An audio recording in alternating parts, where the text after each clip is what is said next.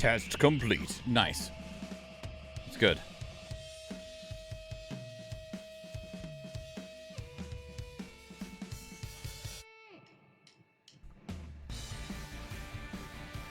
And hello, Cerulean.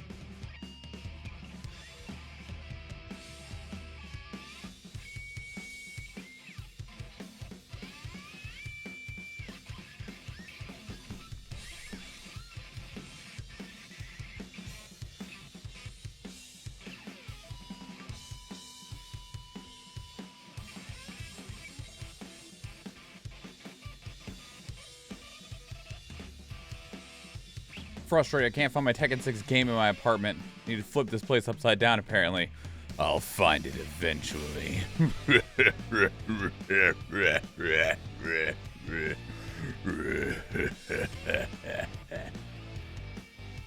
Too much?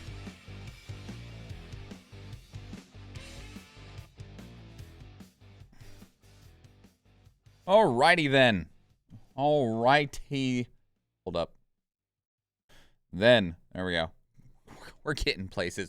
Greetings and salutations, everybody. My name is Michael Schwan. I'm the nerd in a snapback, and today is Sunday, December 18th, 2022, which Sunday means that it is production day, which means that we will be working on recording videos that are going to be going up on the YouTube channel throughout the rest of this week.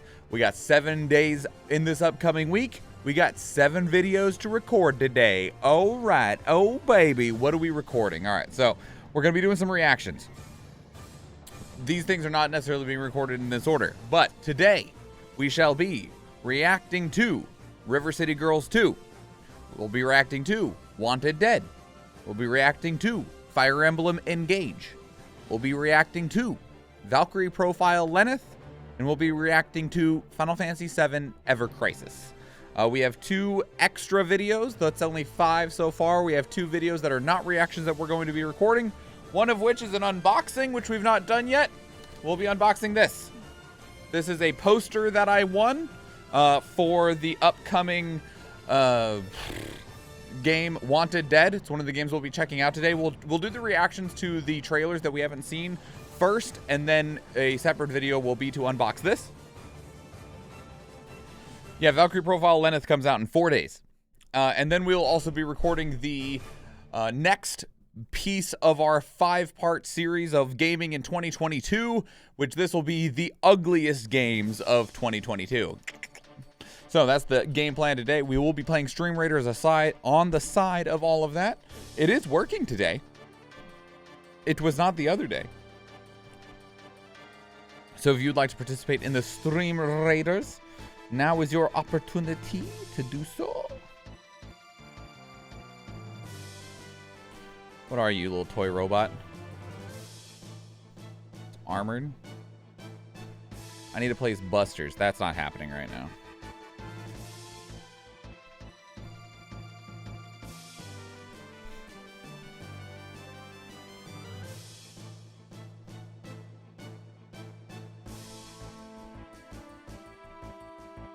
All right. Yeah, River City Girls actually just came out a couple of days ago. Valkyrie Profile Lenneth comes out in a few days. And those are actually the only games that are relatively around this release time span. We have Fire Emblem Engage, which releases in January, Wanted Dead that releases in February, and we still don't actually know when Ever Crisis is going to be here, because they're jerks and are lying to us a lot. So, that's the plan. Let me get a couple of things set up and ready. I also realized I need to stand up. Stand up! Stand up! Copyright. Damn.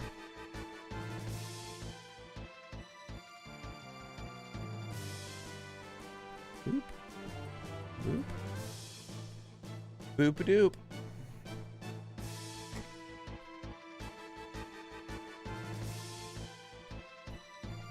Oh, I actually also need to check one other thing on the side real quick now.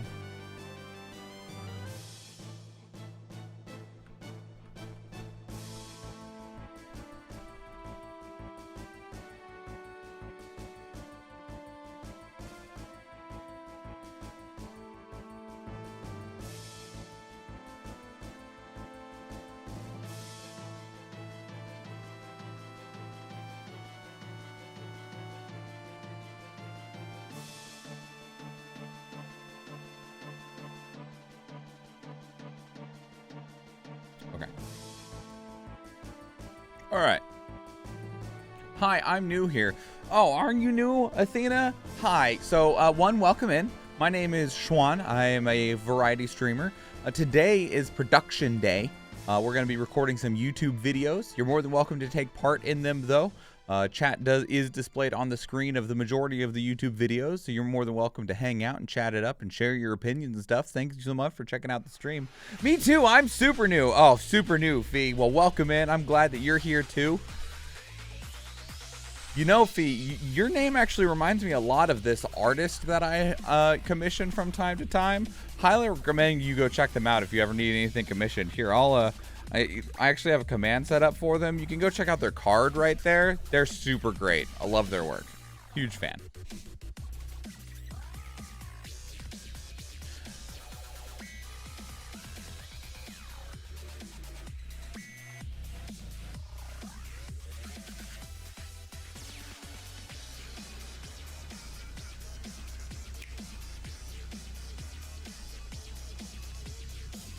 Yeah, definitely recommend it, Athena. Fee does great work. Highly recommend. Definitely worth the time, you know?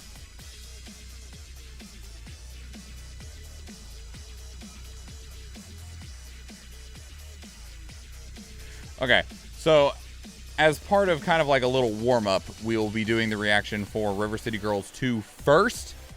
And then we'll go into reacting to the new trailers for Wanted Dead. Then we will do the unboxing for the Wanted Dead poster. Then we will do the ugliest games of 2022. And then we will check out... What do I have? What is the order I have after that? Then it'll be Fire Emblem Engage, and then Valkyrie Profile Lenneth, and then the new stuff for Final Fantasy VII Ever Crisis. That's the game plan.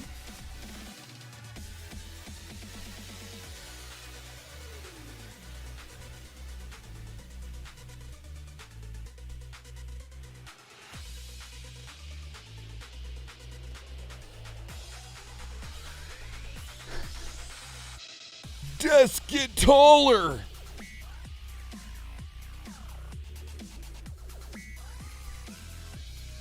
Hey, you pipsqueak.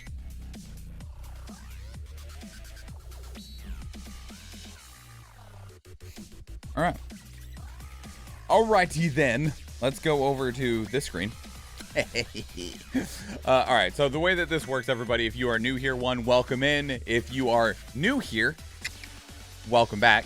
So the way that this works, we do these reaction videos on Sunday. We record other stuff too. The way the reactions work is that I will read an intro off the top of my head, and then we will check out a trailer together, and then we will talk about the trailer and stuff. We're going to be checking out multiple trailers, at least we normally do for these. That is going to be the case for this very first one. Kind of get like a beginning from when it was announced to as close to released as possible, or whatever we currently have available to us. And then when it feels like the conversation is starting to wrap up, or it's just time to go, I will read an outro, and then we'll make faces. Face gets used in the thumbnail, and then rinse and repeat.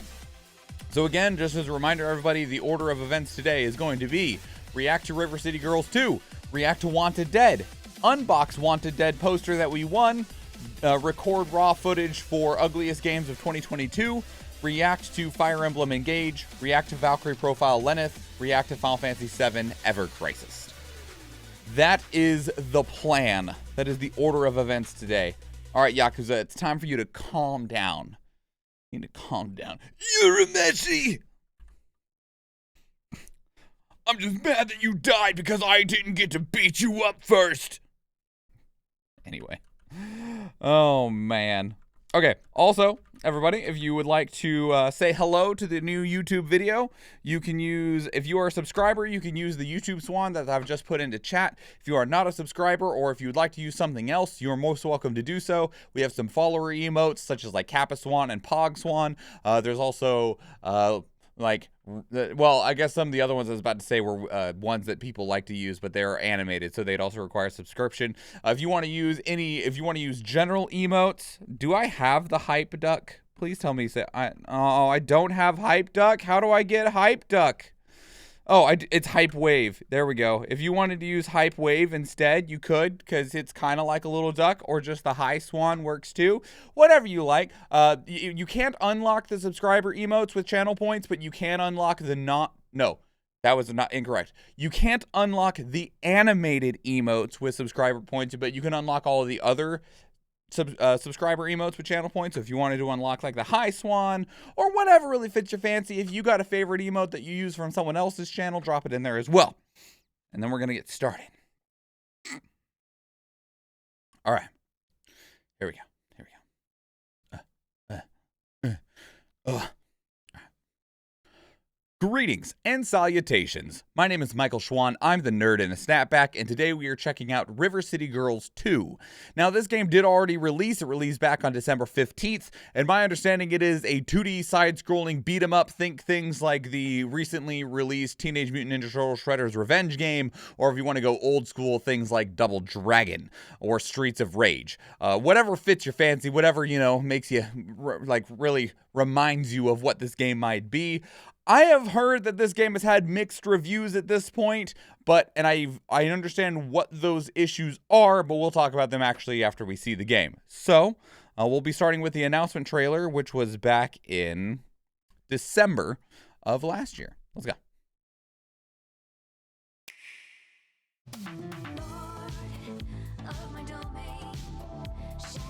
Ooh, Arc System Works.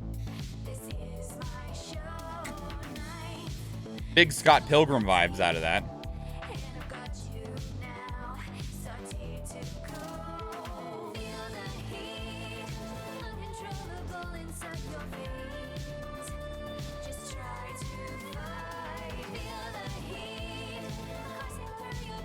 Only 2-player? Bummer.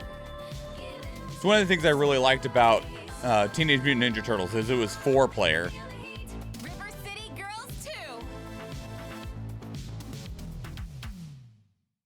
Coming summer 2022. It did not make that release, unless the PC release was more recently, but I don't think that's the case. This is the Villains trailer. This came out in September of this year. Quite a while later. Definitely reminds me of Scott Pilgrim. Yeah. More than any of the other games I mentioned. Defeated by a pair of school kids.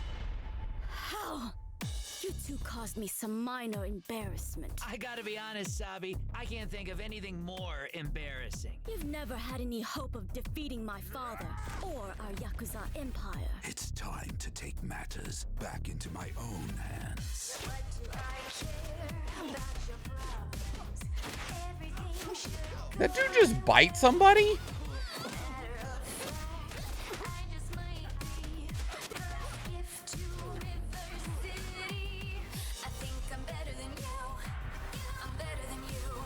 I'd watch this anime. Rich Boy Yakuza was one of their titles. The name's Ken, and my father, Sabu, runs this town now. He's crying while shooting things.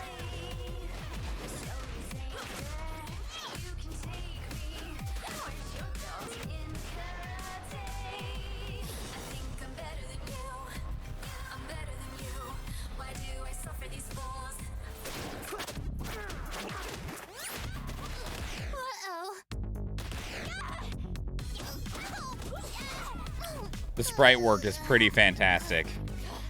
Barf. We should probably get some reinforcements. Well, there you go. Now I feel better. I just complained about it being 2-player. 4-player is much preferable. If that's one of the reasons the game got delayed, good reason to delay the game.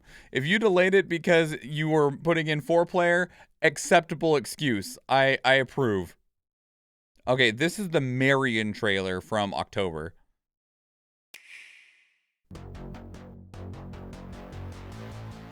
Hope all the cutscenes have VA and that manga style was pretty cool. I mean, it seemed like there was lots of voice work even in the game, so. They were fighting ninjas in ancient temples or robots in underground complexes. I'd be left waiting for them to rescue me. I got sick of getting punched in the gut. I decided to rescue myself. Wow, okay. Breaking things.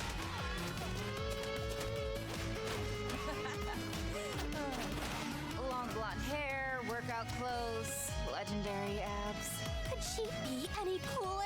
It's annoying that these Yakuza keep taking over all the cool spots in town. How did this even happen? Let's go beat I up some broke bad myself guys. out of a like foreign prison, and now I'm going to beat up all the Yakuza because they're ruining my bars. I love this person. Ready to kick some more Yakuza butt? River City Girls 2. Okay, last one. This is the launch trailer from 3 days ago on December 15th.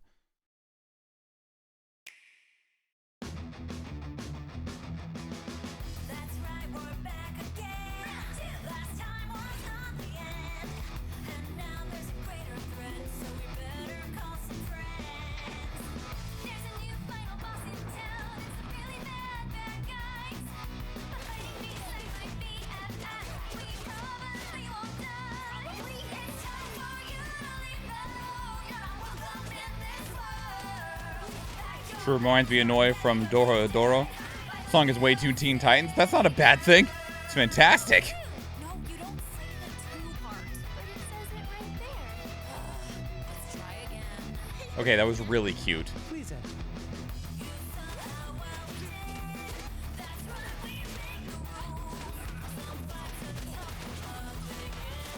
Oh, it's only local co-op? Poo-poo Buttkins.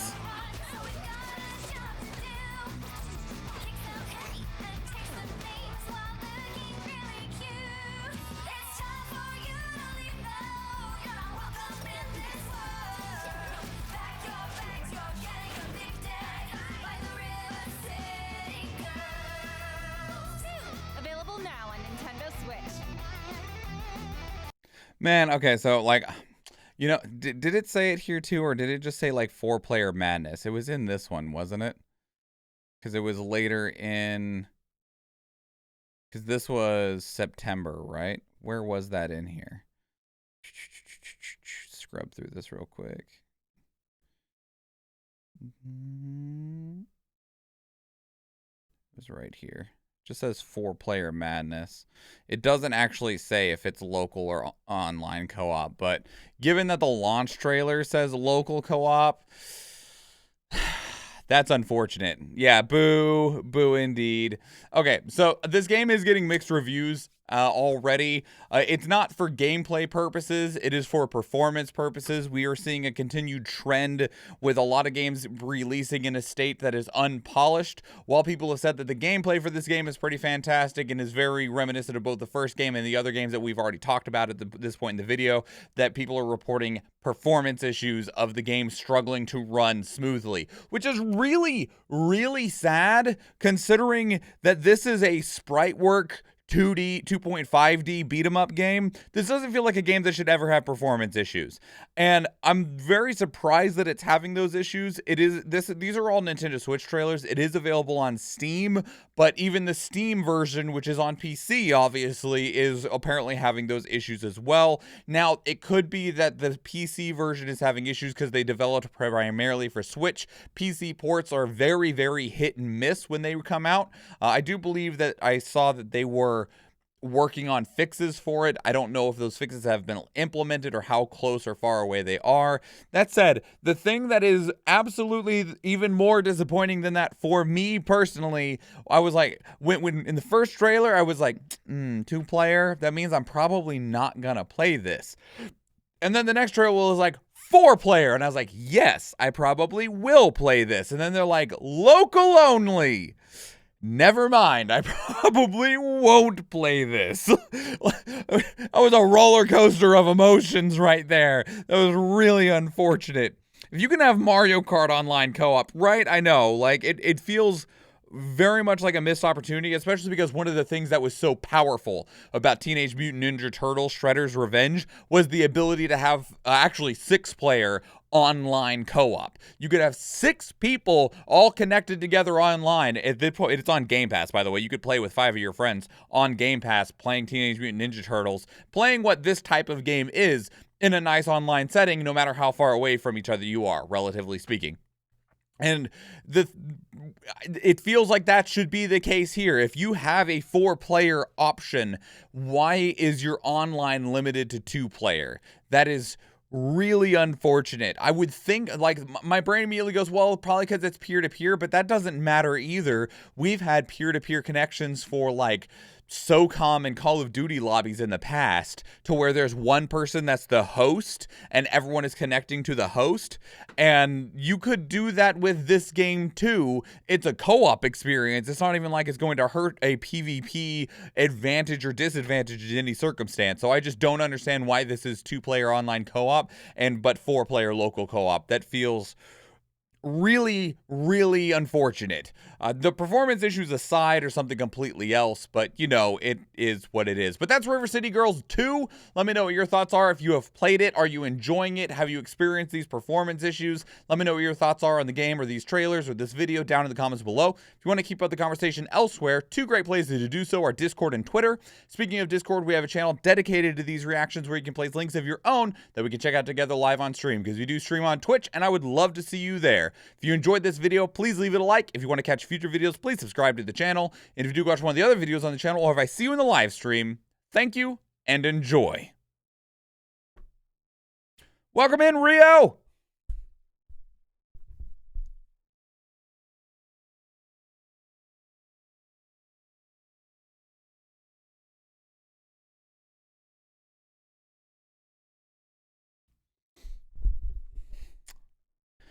Yeah, that's very disappointing.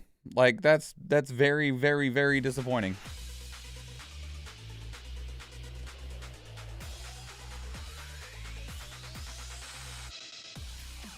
Okay, super early shirt change. I'll be right back.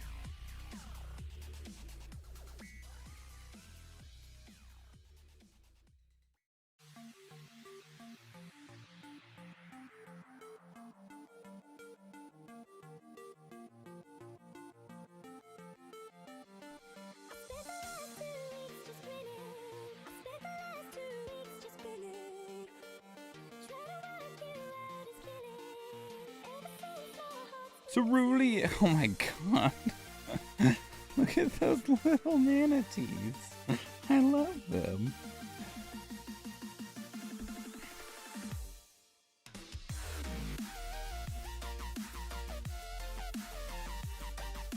They're so cute.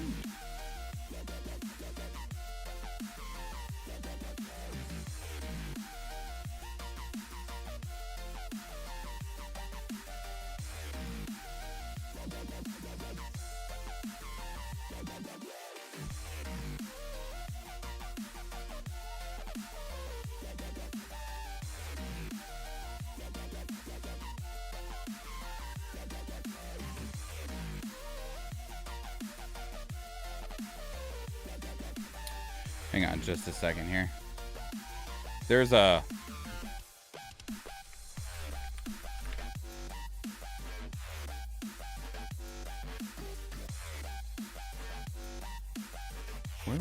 Where was that? Is it this one? It was.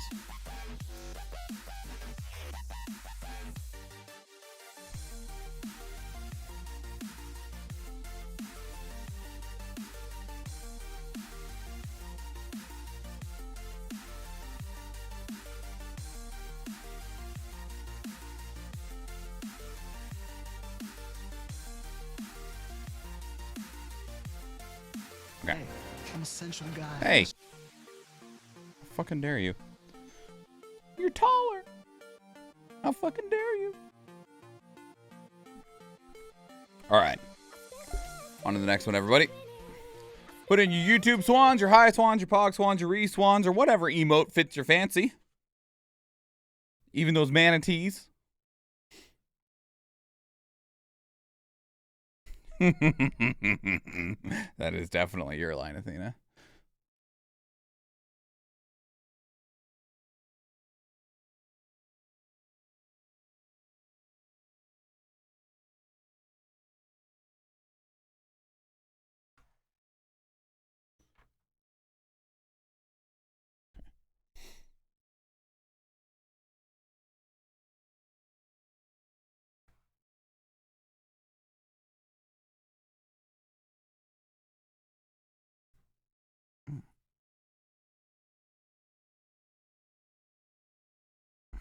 Static. All right.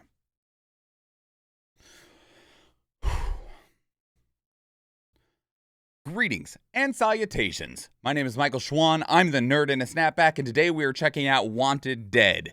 Now, we have checked out Wanted Dead a couple of times before, and we're going to be checking it out again today, and we'll inevitably be checking it out again at least one more time because this game isn't coming out until February. So, and the journey of us checking out Wanted Dead has been a very interesting one, because when we very first checked it out, our initial reaction was, ooh. Oh no, it was a blurry mess. It had very poor frame rate. It definitely was a question of like, are you guys looking for a publisher or what? Because this looks so rough. It definitely felt like they'd shown it off a little too early to the point where I was like, you know, this looks like it could have something, especially because they tout that there are former Ninja Gaiden devs working on this game. And I'm like, okay, well, that's some serious like pedigree that you're talking about. That's a legacy that you're holding yourself up against. Like that's something that people are going to hold you to on a level of expectation. And I don't feel like on these very first trailers that you are really showing them that you are willing to meet those expectations. Thankfully, however, their more recent trailers, at least the ones that we checked out like 3 months ago-ish, what is time, right? They looked a lot better. The game was running better. A lot of the blur was gone. And it was like, okay, we're seeing what we need to see now. This looks really good. This looks like it could be something, right? Instead of a concern, it was like, I need to see more. I want to see more. Show me more. Feed me more. And they thankfully have been doing that. I haven't checked it out yet, and I'll leave a link for this down in the description below. There's a 30-minute developer-led gameplay interview. So like 30 full minutes of gameplay with the developers. There's a link down in the description below if you want to check that out. We're going to be checking out 2 specific trailers today. First of which is the trailer from 3 months ago on September, which is at Tokyo Game Show, as well as the holiday gameplay trailer. Sorry about that. And so we will start first with the Tokyo Game Show trailer.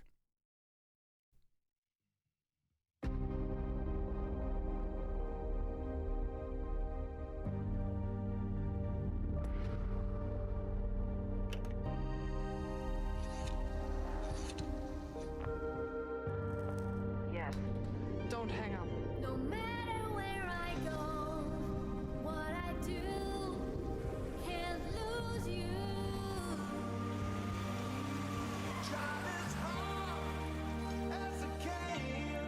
Imagine showing up to a police blockade with a freaking katana. I mean, they've got a gun too.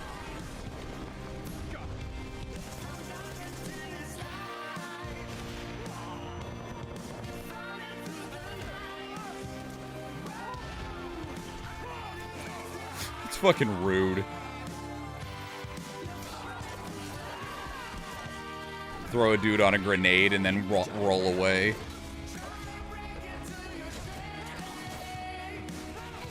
Did you just get yeeted?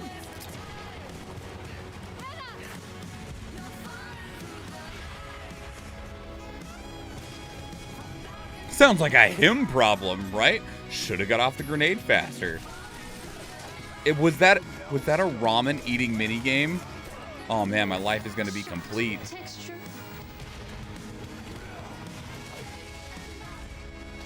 Oh, big boy.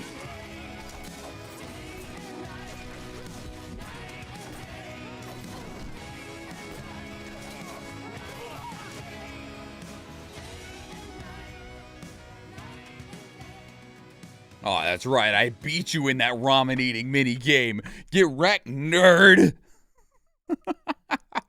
Okay, we're gonna move straight into the official holiday gameplay trailer. This trailer just came out a couple of days ago.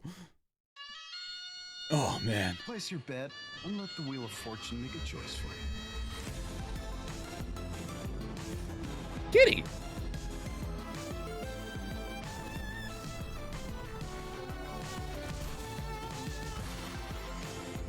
That's how I want to play Crane games. I just want to kick them.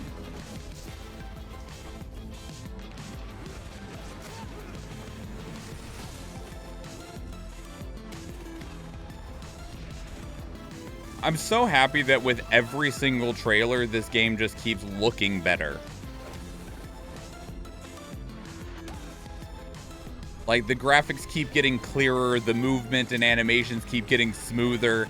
Every trailer, the game keeps looking better, which is really, really good. I'd expect nothing less from this team. Keep the fork, honey. Here's pie. You are not prepared to deal with that. Wait, where'd my little picture go? Oh, bummer. It's right here. Anyway, so that's Wanted Dead. It continues to be a journey seeing that game come out, especially with all the mini games. It feels like Yakuza combined with Ninja Gaiden. It does. I've seen a lot of people also compare it to kind of like a John Wick style game. We have John Wick games, but they are not on this level, right? Like things like John Wick Hex. They are definitely cool games, but they're not trying to be like these. Like this, okay? Like where you are this, super one-person army, right? And that's definitely what Wanted Dead definitely feels like it's going for. If you are this singular badass that goes in and solves the problem, which you can definitely see a lot of that Ninja Gaiden blood starting to shine through a little bit more as we've seen more and more of these trailers.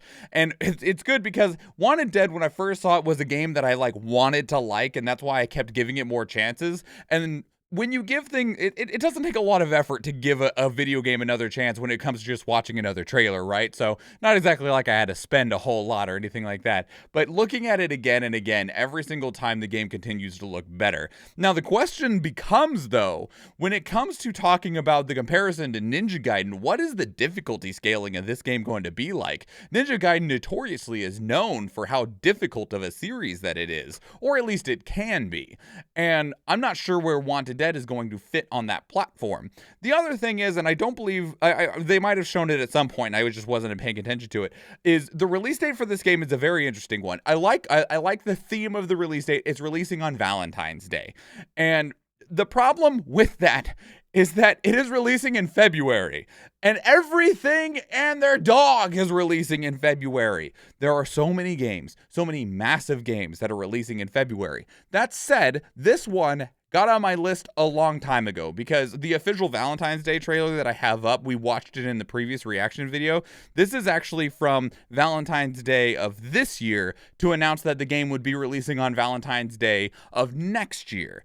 And so it's already been in that February time slot for a while, and I don't see anybody talking about it, and I think that's very unfortunate. There are larger titles that are releasing in that same time frame that have had more people talking about them for a longer amount of time. Games like Hogwarts Legacy, games like Atomic Heart are releasing in that month as well. I've not seen anyone really talk about Wanted Dead. It's a game that I'm talking about because it's a game that I have been following for quite some time. And of the February games, it is the first game that is coming out in February that I care to play. And I will be playing this game one way or the other. Maybe I'll try and see if I can figure out a way to request a review copy or something like that. 101 Industries, if you see this, maybe. 110, sorry.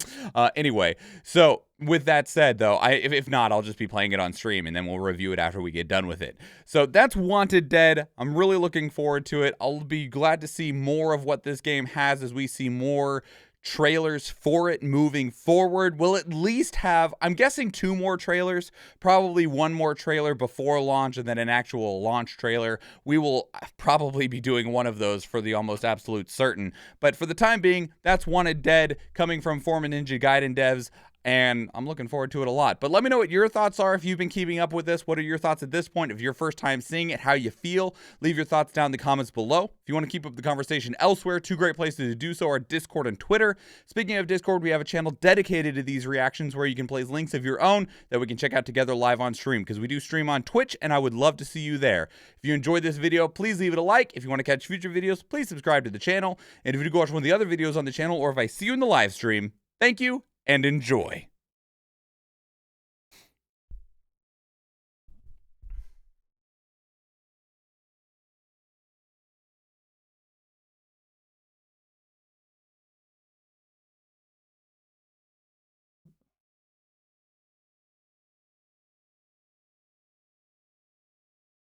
This game looked good, though. It keeps looking better, which is good, because those first trailers looked bad.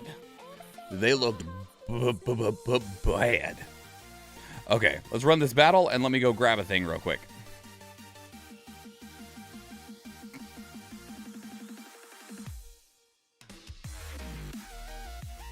Son of a bitch. Stop pulling off in my ear. Stay on the headphone.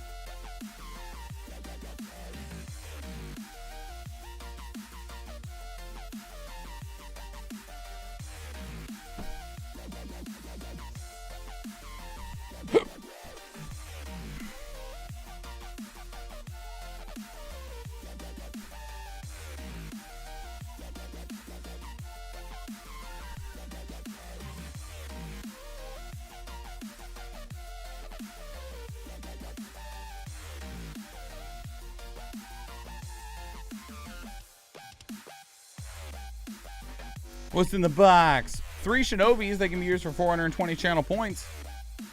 Most kills going to myself, followed by Fee. Most assists going to Fee, followed by El Canadiano.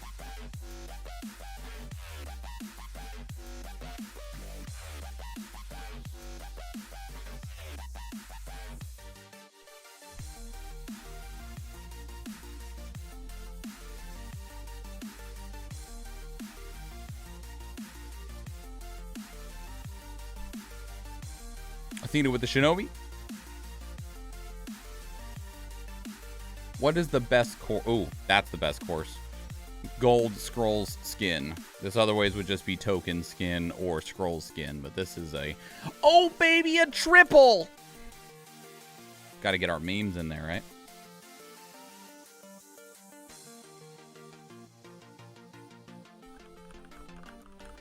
Just realized I'm in the Persona 5 Royal category, and that is just not true. I realized I forgot to change it. Good job, me. What a nerd. What a nerd. Hey, lover. Hey. Hey. Hey.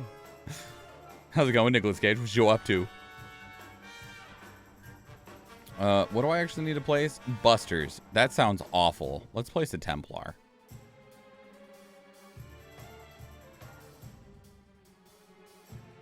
Alright, place units, everybody. Alright, on to the next video, and I had to make a special screen just for this one. A new scene, because my normal full screen doesn't have chat on it. This one does. It's the only difference. Alright, everybody! Let's record another one. This is going to be slightly different, though. Let's put in your YouTube swans, your high swans, your pogs, your pog champs, your hype waves, whatever fits your fancy.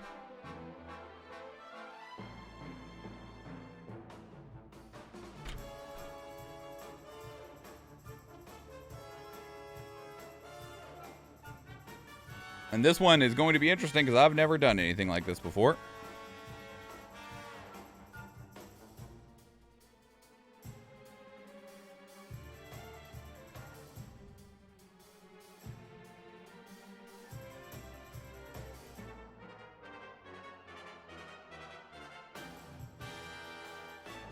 All right, here we go. Greetings and salutations. My name is Michael Schwan. I'm the nerd in a snapback, and today we are unboxing this. Now, this is just a long cardboard tube box, but it's what's in here that matters. So we've been checking out over the last few months a game called Wanted Dead. It is being made by 110 Industries. They've been touting it as a game that is being made by a bunch of former Ninja Gaiden developers, which is a pretty important legacy that you're trying to hold yourself to. And we've checked out 3 times now different trailers for the game. The game releases on Valentine's Day of 2023. And recently they had announced on Twitter, like, hey, we're holding a contest on our Discord if you want to have a chance at winning things. And so I was like, oh, well, let me go see what it is. And it was literally just like, hey, follow us on Twitter, join the Discord, and react to this Discord post. And you have a chance to win a poster. And I was like, oh, cool, sick. That sounds really awesome. We'll absolutely, just try to win a poster. They were only giving away 5 posters. And obviously, we won one of them, which was super cool. They were also really nice. They were keeping up with us to make sure that they had all the correct contact information and giving us tracking and all that, and said, hey, please let us know when you receive it, because if it doesn't get there for any reason, we want to make sure that you do receive your poster. And it's not just a poster. There are supposed to be a couple of signatures on here, and we'll obviously be finding out in just a moment. So we're just gonna figure out what is the best way to open this in such a way that I don't potentially cut the poster, because I do feel it moving is the thing, and I'm very concerned about cutting the poster.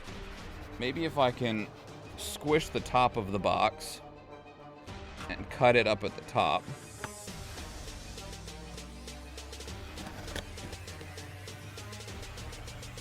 Hang on. Okay. I'm fine. Oh. There was lots of room, by the way. I'm all concerned about trying to cut the top of the box. So here's the box. The poster is probably only about to here. I'm all trying to be careful up at the top, and I got half the box to go when it comes to the poster.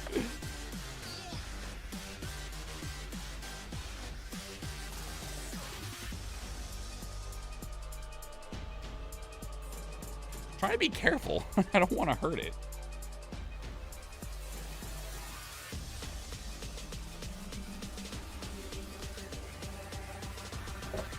Okay. Oh, this is cool. Wait. Let me hold it on this side so that you can properly see.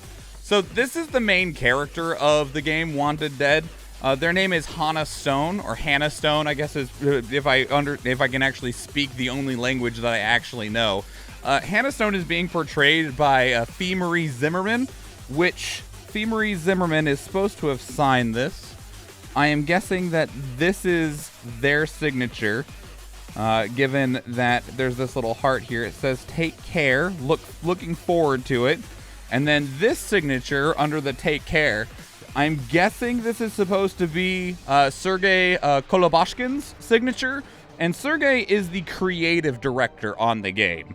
So there's 5 of these that were made and given away, and so you have the signature of the main character and the creative director on this poster. And I will be trying to get a frame for this at some point, because this is really freaking cool. This is a really nice poster too. It's made on like thick laminate, which is very sick. And oh, okay. I was like, why does it say Stone here?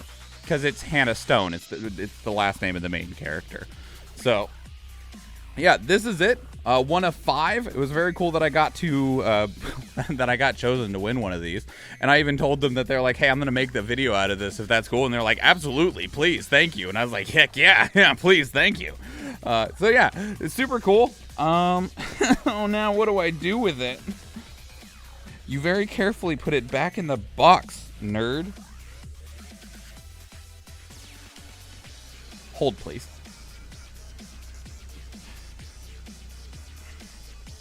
Thank you, Athena. Yeah, put it back in the box, he says, after he threw the box 3 feet away from him. Genius self over here. I don't know if I rolled it up enough to get it back in there. I'm trying really hard here, okay? Got to get a poster frame now. Got it. All right. That was cool. That's super cool. So yeah, again, that's Wanted Dead from 110 Industries. I don't know actually what all it's releasing on Xbox and PlayStation and PC, I believe. I don't know if I have seen a Nintendo Switch tag on it, but that is going to be releasing on Valentine's Day in 2023. It is a character action game. Ninja Gaiden is very much the blood that it is made off of. I'm looking forward to it a lot. If I am able to maybe request a review code and get one, I will be reviewing it. Otherwise, we'll be playing it on stream and then reviewing it, but of course, we'll be reviewing it after we actually finish the game. So be sure to keep an eye out for that if that's something you're interested in. And we do stream on Twitch is where we'd be playing that at. So let me know what your thoughts are on this video. It's the very first unboxing video I've ever done. If you've been keeping up with Wanted Dead, let me know what your thoughts are on the game. And if you do enjoy this video, please leave it a like. And if you want to see more videos, maybe subscribe to the channel. And if I do see you in one of the other videos or on the live stream as I fumble my way through this outro, thank you and enjoy. All right.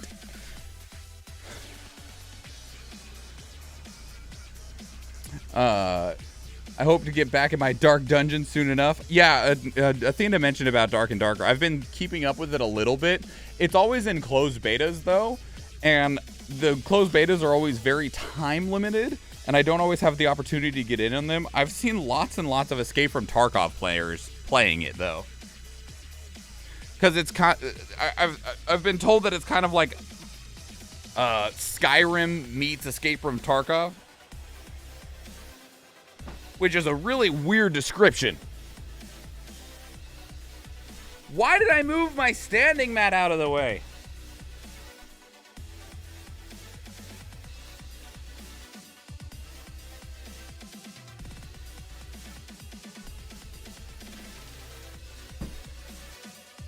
You ain't done yet, nerd. Yeah, because I sat down, yes, Athena, but I scooted it under the desk when I sat down, and as I was working on standing up, I grabbed it and tossed it to the side, because I'm a genius. An absolute genius.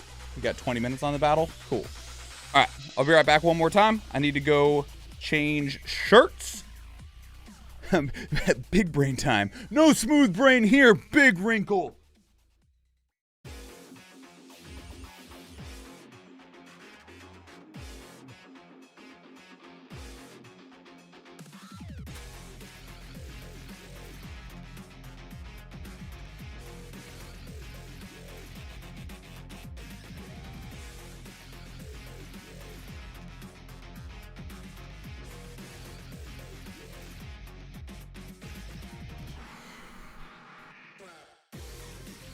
All right. Ah! Ow! Oh, I hit my hand.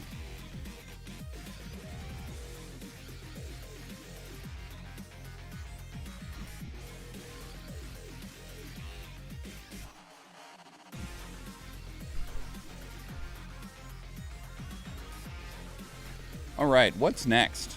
The ugliest games of 2022.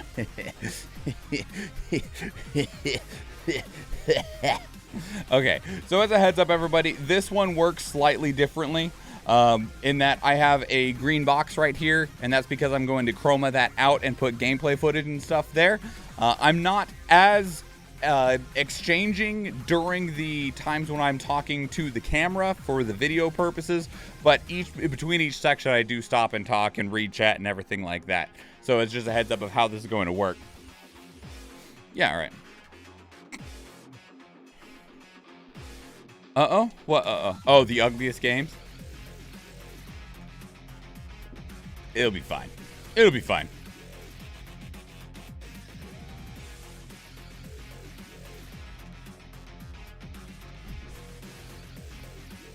All right. Gotta tell that music to calm down, though. It's too difficult to take out. I did want that in there. What is my phone doing? I did want the music in there as just the backing track for the unboxing video. Gross. Oh, God, it's -4 outside. Fuck my life. Anyway. All right. It's all right. It's not snowing. It's not snowing. It's not snowing. It's not snowing. It's not snowing. Yeah, -4.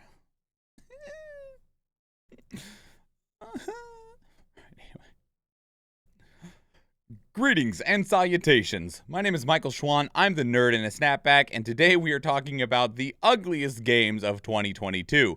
Now, I will say these are my ugliest games of 2022. I did play like 60 games, I think, total in this year. Some of them much longer than others, some of them much shorter than others, some of them only a little bit, but most of them I did play most of the way or entirely through. This is the third of 5 videos in this series that we're doing of our 2022 gaming year in review. The good, the bad, the ugly, the memorable, and the forgettable. We've already done the forgettable and the memorable, and here we are for the ugliest games of 2022. Now, one of the things I will point out real quick, though, is that ugly doesn't necessarily mean bad. Some of these games I would say are good, and I can even say that I can recommend them, but there is something that makes them ugly, for one thing, and it's not necessarily visually.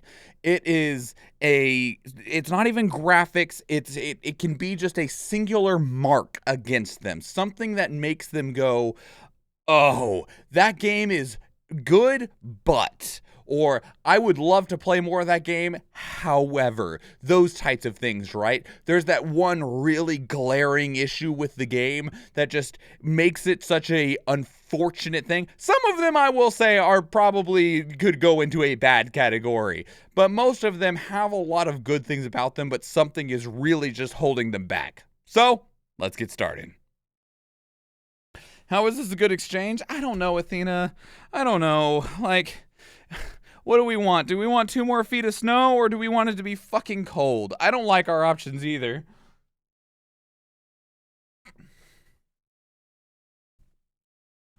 Oh, Athena, look at this thing. Look at what I got. They're little hat extenders. So for my couple of hats that are just barely too small, you can take this off and you can put this on, if I wasn't inept, then you can put this on here and like this, and it makes the little back snap just a little bit longer so that hopefully they won't squeeze the life out of my poor head. There's a couple hats that don't have these, that they're just stretchy, and it won't be able to help those, but for a couple of the other ones, it'll help. All right. All right. Number 10 is Save Room. Now, I will say that this game is silly, okay? It is a silly game. It's cheap as dirt. You could play it in like an hour. I'm pretty sure I beat all of the levels in 40 minutes, and this game is pointless. This game is entirely, literally, it is the attaché case from Resident Evil 4, and your job is to get everything that's outside of the case into the case. And this can mean anything from you're going to combine the herbs together to make the different medicines, or you're going to we're going to combine boxes of bullets, and oh, I can put bullets into this gun so that I don't have extra bullets left over, and then we're going to spin this around so that we can fit everything into the box. That is the whole game.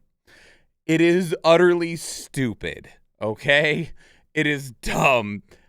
I can't say I didn't enjoy it because I'm a weirdo who enjoys those kind of things. Like, if you ever play an open world survival crafting game with me, like Minecraft or 7 Days to Die or whatever, I'm the dude that organizes everything. I'll make all the boxes and put everything where it goes and give it categories and stuff. But this is not a game. It is so ridiculous. If you feel like wasting half an hour, go play it. Oh, I hate this already. Yeah, we're starting off real strong. Real strong.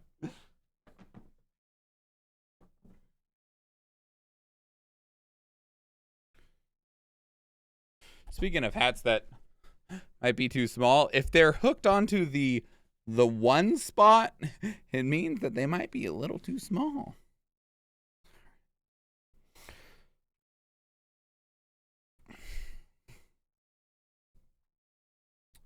Number 9 is Project Zomboid. Now, the thing that I'll say, kind of like we talked about in the intro, is that there is nothing wrong with Project Zomboid. It's got decent visuals, it's got a lot of options, the game runs well, it's built well, but it falls on my ugliest games because I feel like the game is lacking in direction. It feels almost like a developer tool, kind of like RPG Maker, where it's like, here, we built all of these things, now you get to do something with it. You have to find your own fun, which I don't agree with necessarily as an idea or a concept. And there are lots of people that have done really substantial mods for Project Zomboid that add the fun, that add stories, that add missions, that add balance, that add whatever to it, right? But that feels so bad to me because it's like, if your game relies on other people or the player or, like independent, like, home developers building things to make the game fun for themselves and for other people, that's ugly in my opinion. It's got such a decent concept, but it doesn't have any meaningful structure to me, which is why it's on this list.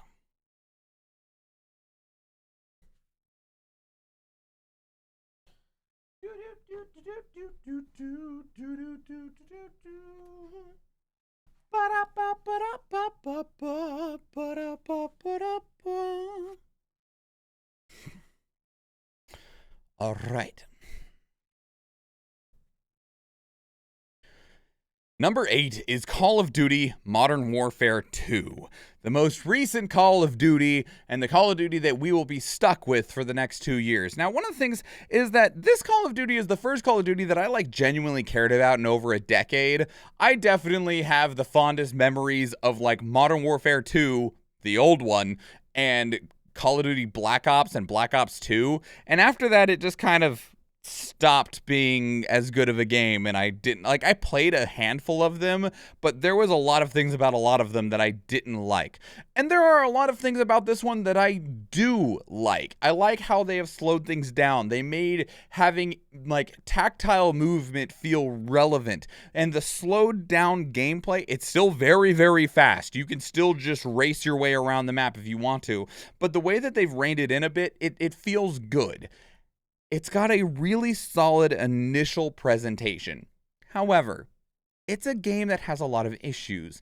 And I don't mean oh, I'm tired of getting one shot in the head from across the map by that sniper there. No, I mean the game crashes a lot. And the menus are really janky. Trying to get through the menus in the lobby or customize your loadout is abhorrently difficult. And for a game that literally made $1 billion in its very first week, and a game franchise that continues to make buku dollars, it is absurd that we are getting a game that runs this atrociously. Now, I will give it a small little asterisk green light of that once you finally get into a match, generally the actual matches work pretty well. It does have some issues with weapon balance, and there's some guns that are just abhorrently better than others, and they've since released Warzone and DMZ, and I wasn't super into either of those, but that's all opinion stuff. But for a game that is easily the definition of a AAA release, this should be the pinnacle, the creme de la creme, right? The tippity tip top of all video games that should set the standard. For it to be as janky as it is absolutely unacceptable, and why it deserves its spot on this list. Yeah, I mean, Call of Duty used to be an annual release, Athena, but they did announce that with this Call of Duty that they're not releasing one next year, which people found interesting. It's really? You're willing to not have a sale of a game? Because you make a lot of money off of people buying that initial $70 copy.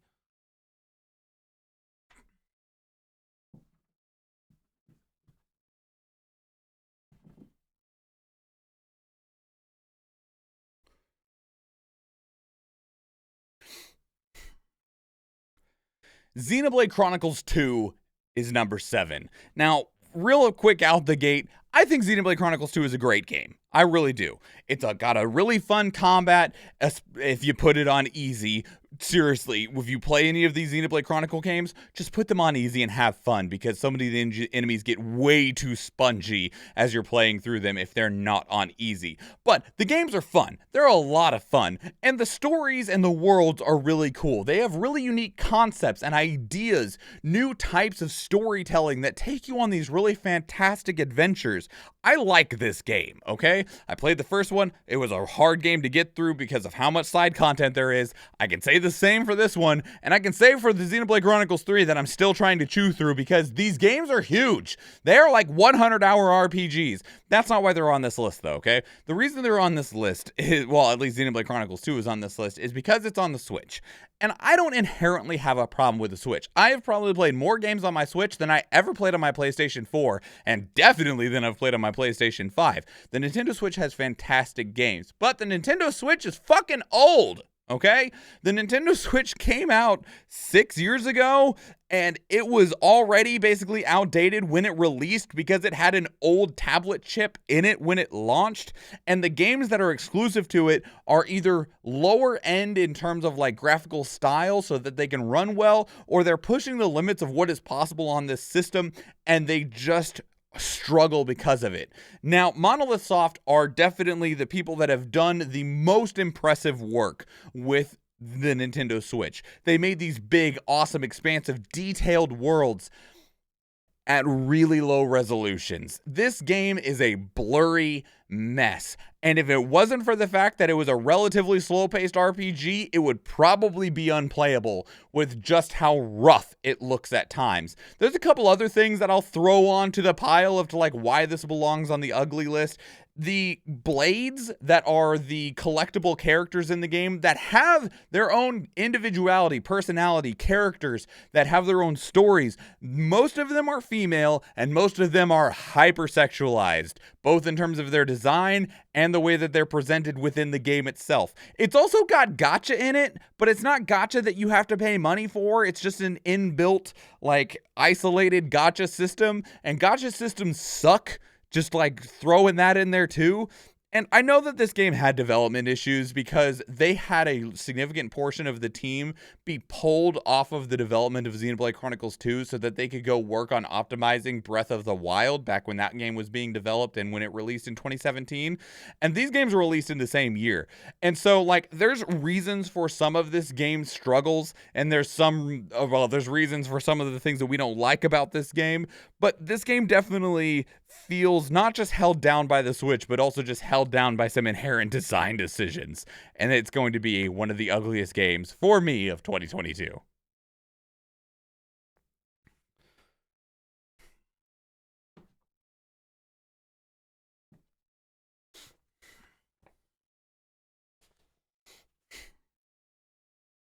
I'm so good at breathing. So good at it.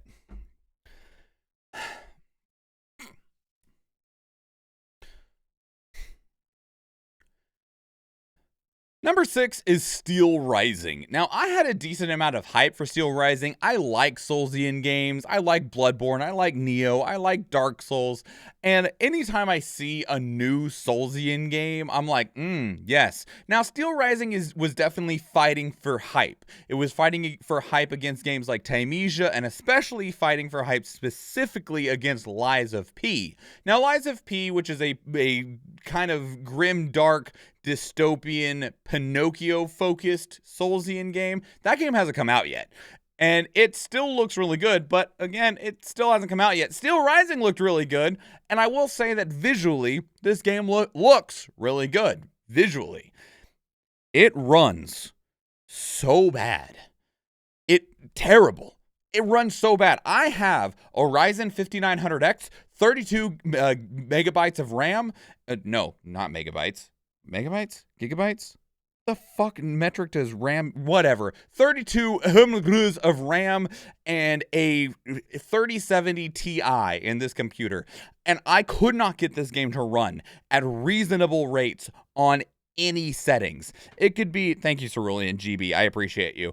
And so I could not get this game to run for crap. It didn't matter if I was running it at 1440p or 4K or 1080p using DLSS on performance mode or anything. I could not get this game to run at a solid 60 frames per second.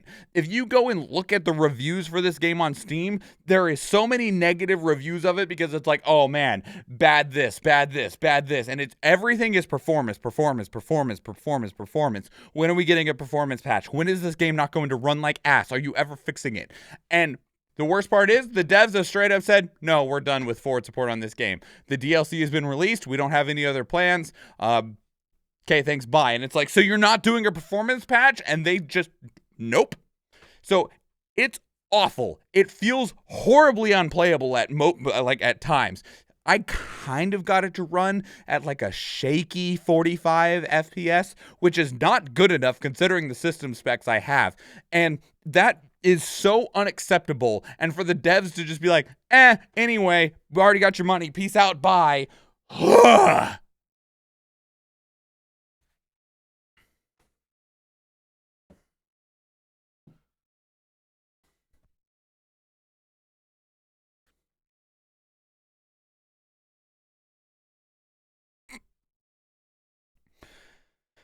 Number 5 is Metal Gear Solid 3 Subsistence. Now, there's like a lot of asterisks on this one being on this list. The biggest one being is that I played it through an emulator because it's very difficult to get a physical copy of this game, and you still have to have a system that it can be played on, which would require like a PlayStation 2 or a backwards compatible PlayStation 3. It's not an easy game to play if you aren't emulating it. And unfortunately, that makes it really rough to play. Now, I have a very powerful system. I was able to emulate it very, very well. I slapped on some 4K upscale textures and told the emulator to do all the fancy shit. The game looked probably better than it ever has looked in the past, right? But it was rough to play. One, because the game is janky. Like, just at its core, the game has some janky mechanics. However, the problem is that those older PlayStation consoles, they had pressure sensitivity buttons. And these buttons had half steps to where you could half push them down or full push them down. And that was a used mechanic in the game. That mechanic was used for the sake of aiming down sights. Now, if you've played like Call of Duty or anything like that, you would aim down sights with one button and shoot with the other one. That is not how this works. It would be a half press to aim down sights and a full press to shoot the gun. And that is so weird in terms of just general design. It doesn't make sense. But guess what's not really that possible on an emulator? Having half presses of buttons, which means that aiming down sights just did not work. And so, but you could get away with that if you stealthed everywhere.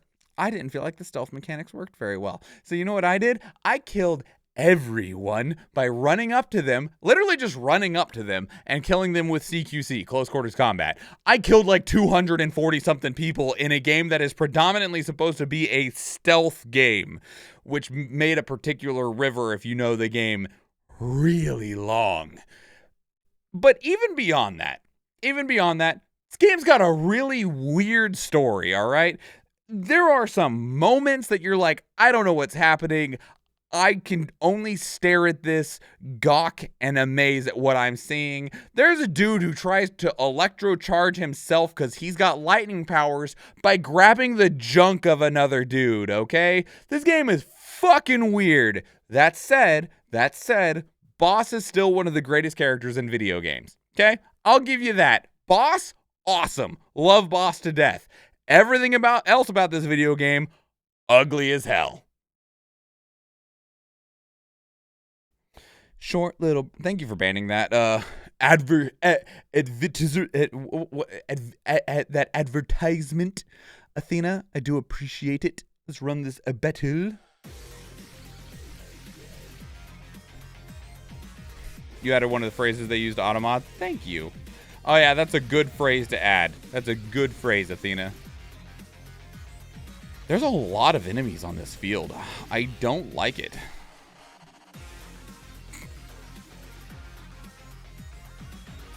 Pet bot.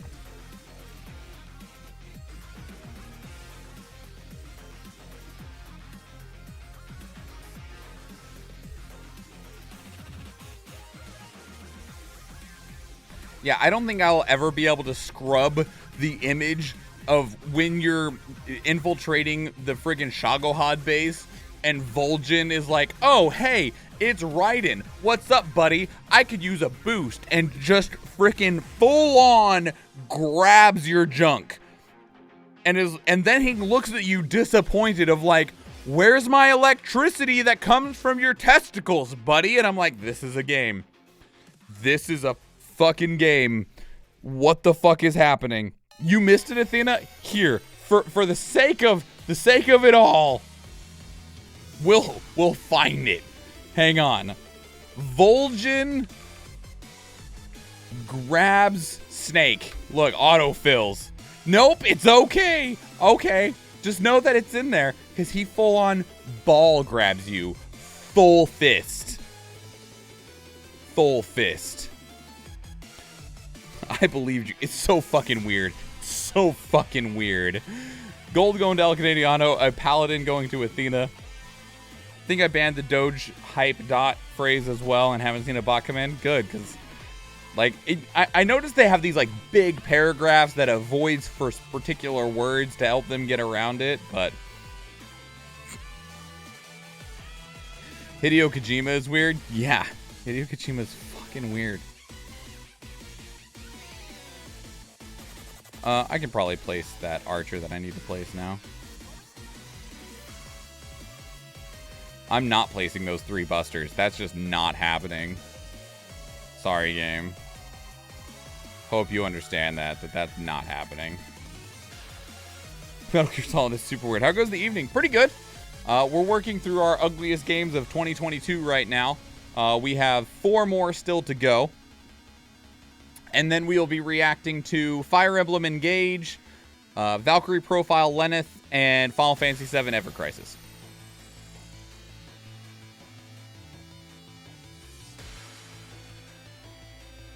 All right. Calm this down. I need to change hats again. No! It's fine.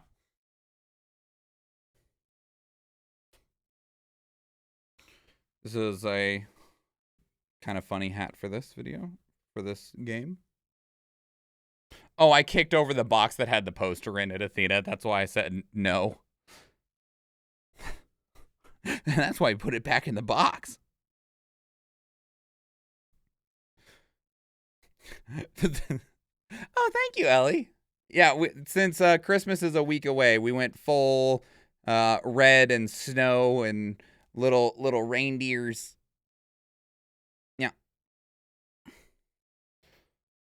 It's where the computer and stuff is. That's fair. That's fair. Number 4 is Phasmophobia. Now, I will give Phasmophobia some credit. It created an entire genre, okay? I don't know if it was necessarily the first, like, ghost investigation game. I'm pretty sure that there's probably some, like, really bad licensed Ghostbusters game from some time ago that Phasmophobia might be based on. I don't know, right? But Phasmophobia is definitely the game that created this massive storm of this style games, and that has just continued to persist. It's the largest of them. It's the most successful of them. It was the first of them. It had tons of people playing it. There was tons of streamers playing it. There was tons of YouTube videos on it. Everything. It created this massive sensation. Tons and tons of sales. You had tons of copycats trying to make their own games, their own ideas, their own brands, their own gimmicks and stuff. But Phasmophobia was the centerpiece, the center of the hurricane, that eye of everything that just created the storm. They had all of these sales. What did they do afterwards? Nothing. Nothing.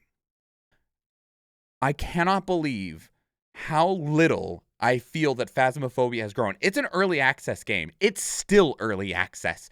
And I don't feel like that game has evolved or grown or really pushed its development in any meaningful way whatsoever, despite millions and millions of dollars being poured into that game to its success. And I've seen games that are from smaller studios with significantly less money that I feel look better, that run better than Phasmophobia. And I don't even necessarily think that any of these games are fantastic, but it just amazes me how little Phasmophobia has went forward since its initial launch into early access and since this a massive initial team. And I mean, by all means, I guess take your bag and run away with it. I mean, but at the same time, it's like you had literally all of the eyes of a massive portion of the internet on you, and you did nothing. Absolutely nothing.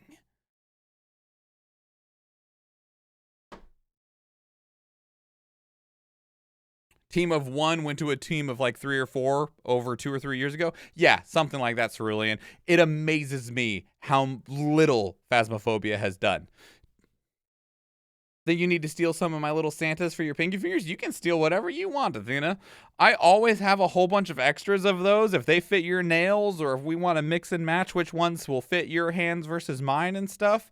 Yeah, absolutely. Go ahead. Did Athena do them? Nope. As Athena already said, I do them myself. Yeah. I did them yesterday before Athena's stream.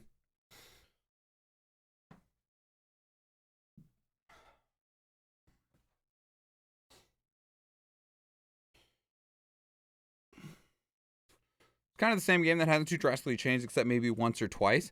I mean, I don't even feel like it's really changed. Like, they added in the cursed items, and they added in a couple of locations, but I still feel like the game doesn't feel like it is any farther along genuinely than it was when we played it freaking like 3 years ago or whatever it was. The game should have been done, and they should be working on like something like further builds or new tools or something. Like, why don't they have like an exorcism mechanic yet? Or like, it just feels like they have done so little with Phasmophobia. It's so strange to me. I mean, and like I said in the recording part, like, I mean, if by all means, if you made your money and you're just going to leave with your money, I guess, but it's definitely, and I'm sure there's a lot of people that will never feel the way that I do about it, but it's definitely be the way that I look at Phasmophobia. Over on Athena's channel, we've played a lot of copies of it, right? We played Ghost Exile, we played Ghost Watchers, we played Obsidio,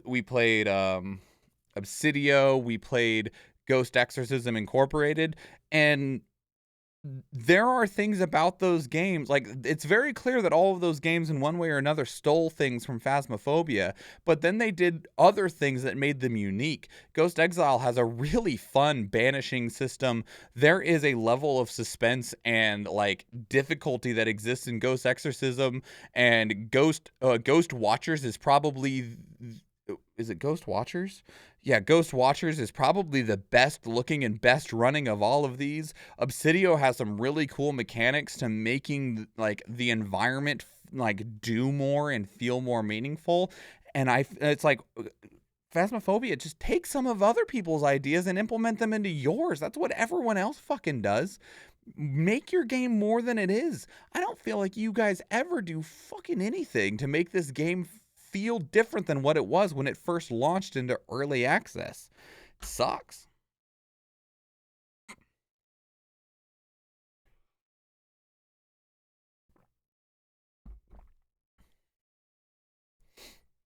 Especially when we got devs like the dev behind Stardew Valley or the dev behind Vampire Survivors that have just been like, man, I got all of these sales. I have so much success. I made so much money.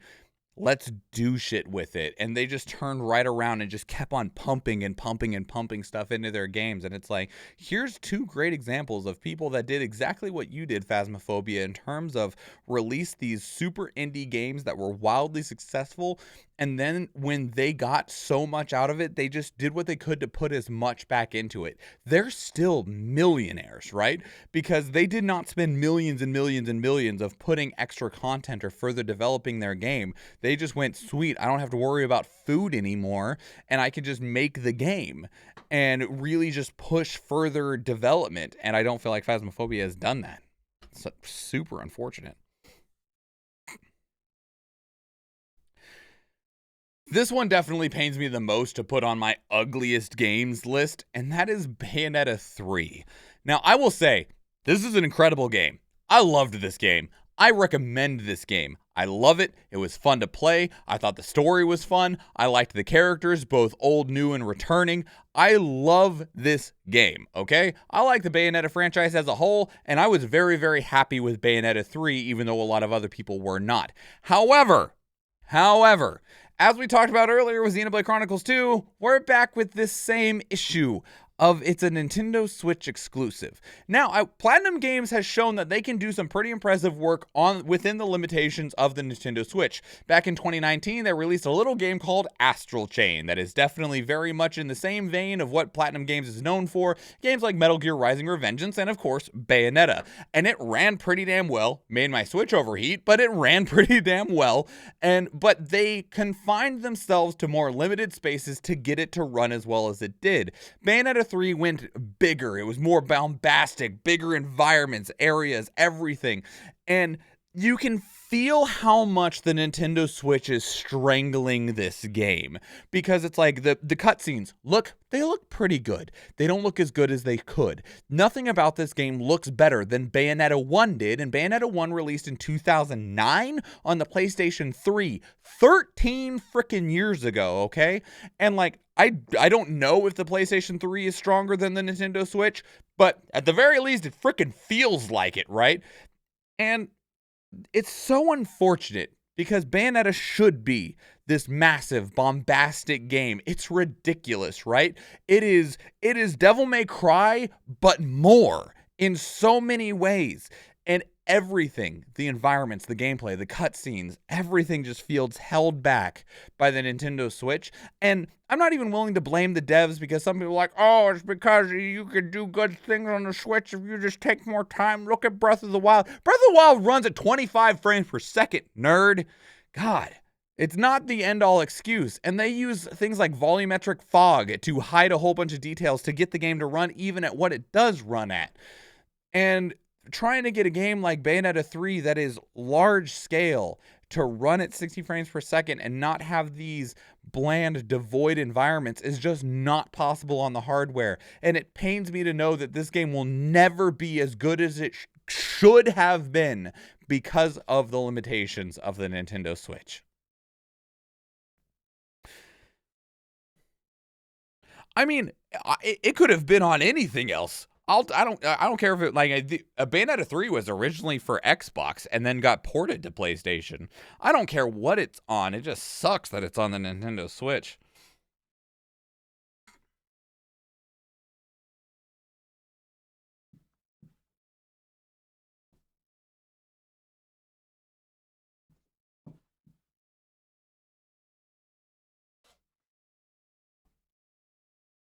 Whoever lost that deal with Xbox makes me sad. It wasn't that they lost the deal with Xbox. Platinum Games didn't actually make enough money off of Bayonetta 1 to be able to publish another one. And this was also during the point in time when Sega was struggling really, really bad, since Bayonetta is technically a Sega franchise. And Nintendo actually bailed Sega out of drowning, essentially, and they also paid for the publication of Bayonetta 2, even though Bayonetta 1 wasn't a roaring success. So, like, really, if it wasn't for Nintendo, we wouldn't have got Bayonetta 2 or 3. And so I can't say that anyone lost the deal with Xbox. It's definitely just that there was two companies that were flailing and Nintendo saved them. And, like, if that happened today, Xbox probably would acquire Platinum Games, because that's just what they do now. They'd probably buy Platinum Games and have them make more of their games for them, but that ship has long since sailed, and they're very much working in tandem with Nintendo now. So, like, I'm still glad the games exist, but it definitely hurts that they are hindered in such a way. Speaking of games that hurt, Athena.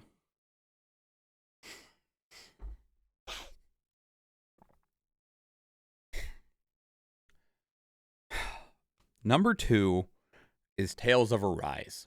Okay? I love the Tales series. Tales of Symphonia is still one of my favorite games of all time. Tales of Berseria is incredible. I love that game immensely. And basically every Tales game has something that is good about it.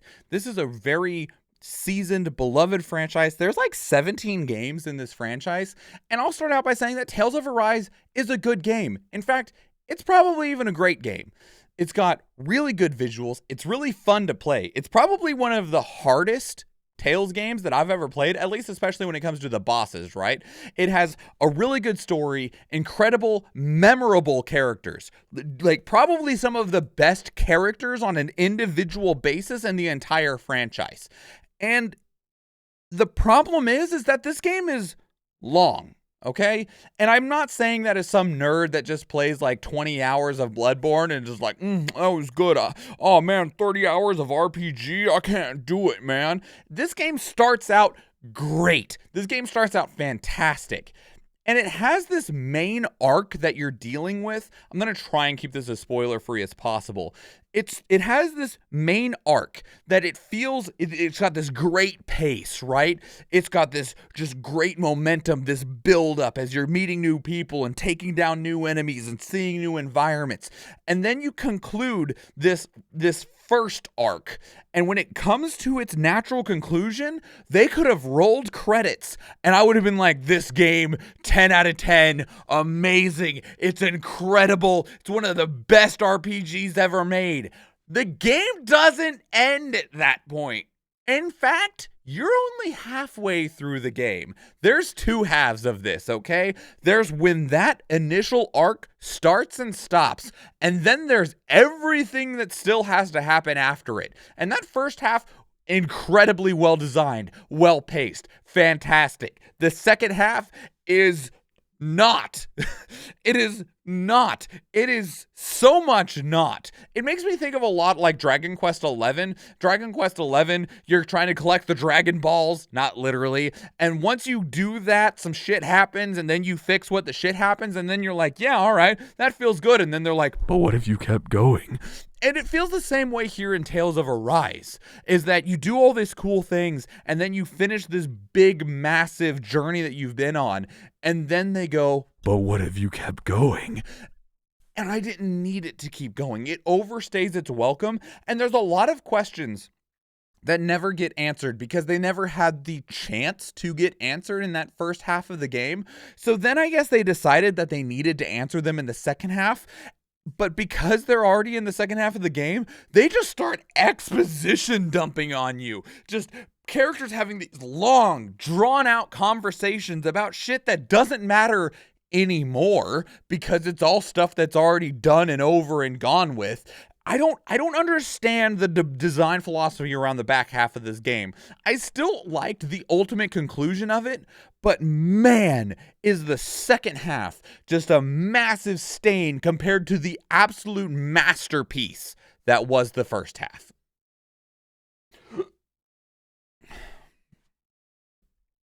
Yeah, Athena, it started out really strong.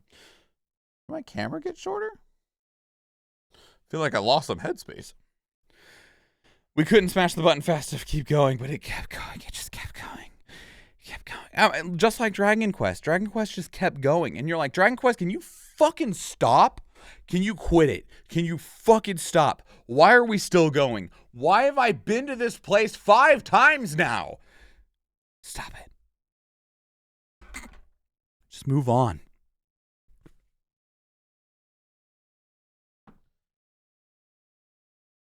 Move on.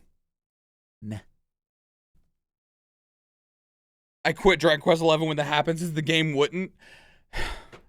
We probably should have, but we were committed. We were committed, Slack.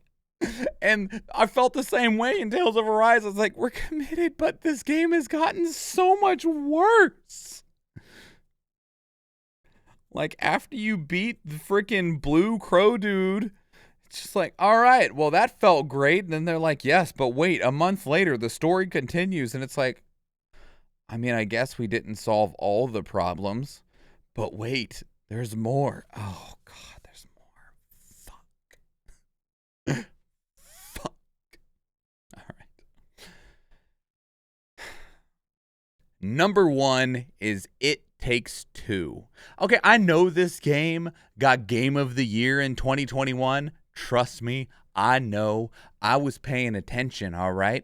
And I feel like there are two sides of this game, all right? There's the gameplay side and there's the story side. And they are very, very much different boats. We'll talk about them in that order.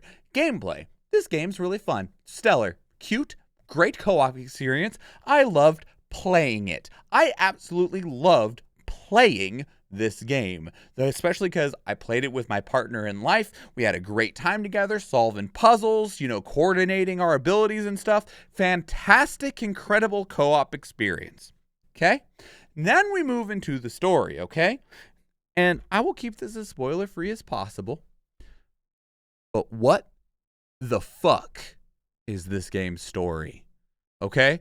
What the absolute fuck is this game's story? Now, I guess you could try to say that this game's story is trying to be real, trying to keep it real, present, realistic scenarios of what kind of shit happens in the real world. Fuck that. I fucking hated this game after I was done with it.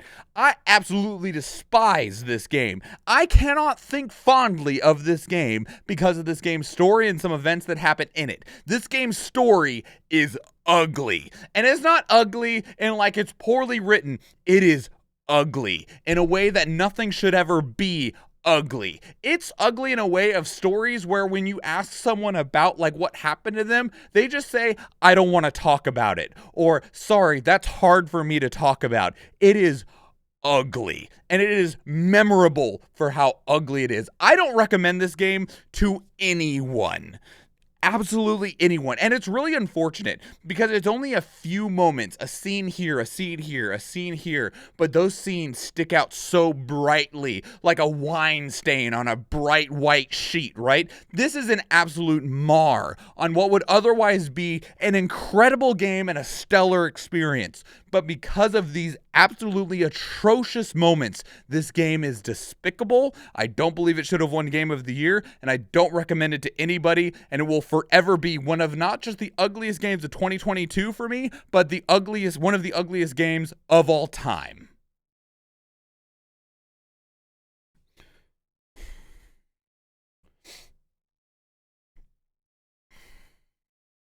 Yeah, there was no redeeming the game. There was no redeeming it. To put it relatively spoiler-free, Cerulean, parents torturing their own children is not something that is acceptable. And then celebrating that they tortured their own child. And then the game keeps going. And it's supposed to be like a fun, happy, go lucky, like, oh, we're bonding style game. Fuck this game.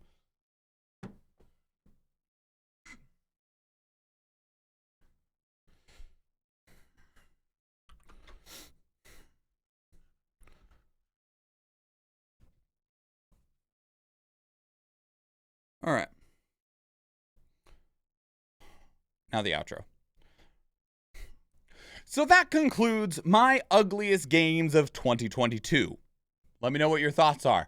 There's, like I said, a lot of these games aren't necessarily bad. There's some beloved games on here. There's some really unknown games. Like, I don't know how many of you knew what Save Room was, right? And that's perfectly fine. And if you disagree with me, if you agree with me, if you think something should have been higher or lower, if there's something that I missed, there's a decent chance that I didn't play it. I did manage 60 games this year. And while that's a lot, that is not anywhere close to all of the major games, even just the major games that released in 2022. And I mean, some of these games weren't even 2022 games, right? So let me know what your thoughts are. Put them down in the comments below. If you want to keep up the conversation elsewhere, two great places to do so are Discord and Twitter. Speaking of Discord, we have several channels where we talk about these things, including like a channel dedicated to our reaction videos. If you want to put stuff in there for us to check out together. We do stream on Twitch. If you'd like to catch us there, I hope to see you there. If you enjoyed this video, please leave it a like. If you want to catch future videos, please subscribe to the channel. And if you do watch one of the other videos on the channel, or if I see you in the live stream, thank you and enjoy.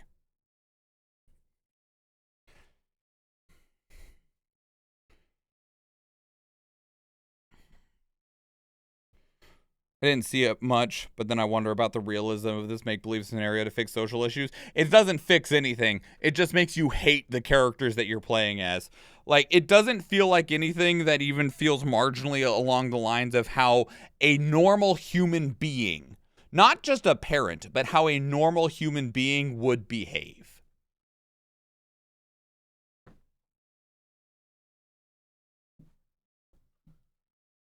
All right. Let's turn the music back on. How much time we got left on that battle? Should be ready pretty soon. 6 minutes. Six minutes. Did I not paint? Sorry. I need to change shirts. Be right back. And we can run this battle early, and then we'll check out Fire Emblem.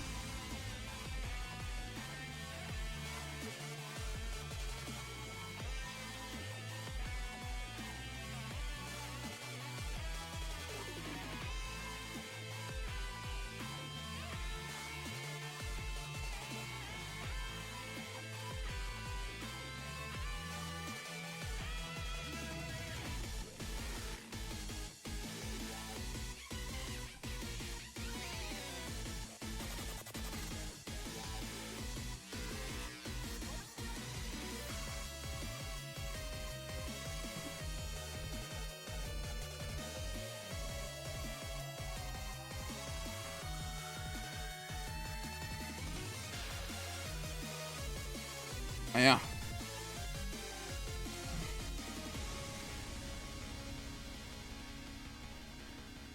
And I will say that, Cerulean, is that the co-op side of it, like the paired co-op gameplay, is really good. Like, it's really, really good. I've never played a game like it. And it's really fun. And now, I know that there's some parts of the game in terms of gameplay where if you really wanted to grief your partner, the person that you're playing with, you could. And I think that's part of the reason why that people are like, this is such a good game to play with your partner. They really phrase it that way. If play it with your girlfriend, your boyfriend, your significant other, your wife, your husband, whatever, right? Because it'll kind of show you a little bit more about who that person is, which, I mean, for me and Athena, we both just like to be good people in video games, and we don't want to grief other people, and so we never did anything to sabotage the other one, much to the dismay of some of the people that were watching at the time. But it was definitely us just trying to cooperate and collaborate to achieve the objective of what was happening in the game. And it was a lot of fun to have somebody that you trust to do a thing and to move through the game in such a way. I enjoyed it a lot in that capacity. But the story doesn't make up, like, the gameplay doesn't redeem the story. Welcome in, El Canadiano. Yeah, your folks watching through tablet. Well, thank you for the semi-lurk and hanging out and placing units here and there.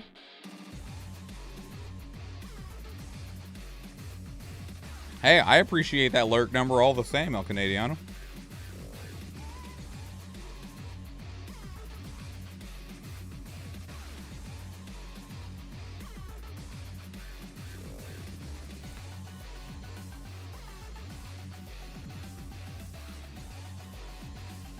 All right, we're going to start early. I'm actually just going to give Fender the high ground here and see how many of these enemies his couple of hedgies can take out before the rest of us get there. Shoot, hedgies! Shoot, hedgies! Fire! Away! Fire! Fire! Come on, Fender, take him out! Don't let him get to you! They're closing in on the archer line! Oh. Oh. Oh no! Oh no, you little gecko! Run, little gecko! Oh no! It's alright. Jolly good work, Fender. Fender took care of everything. Good job. Thank you, Fender. 15 gold and a vampire, either which can be yours for 420 channel points. Most kills going to Fender, followed by everyone else, and everyone tying up first place on assists. Incredible job, everybody.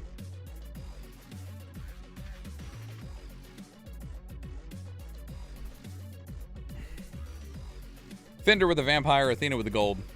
Rigged. So rigged. Oh my god. Can't believe it.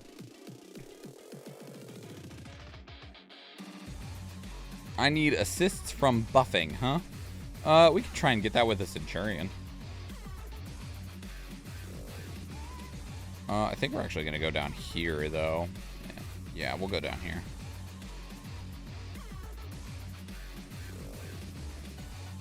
Okay. If you'll excuse me, I actually I need to go to the bathroom real quick. I'll be right back.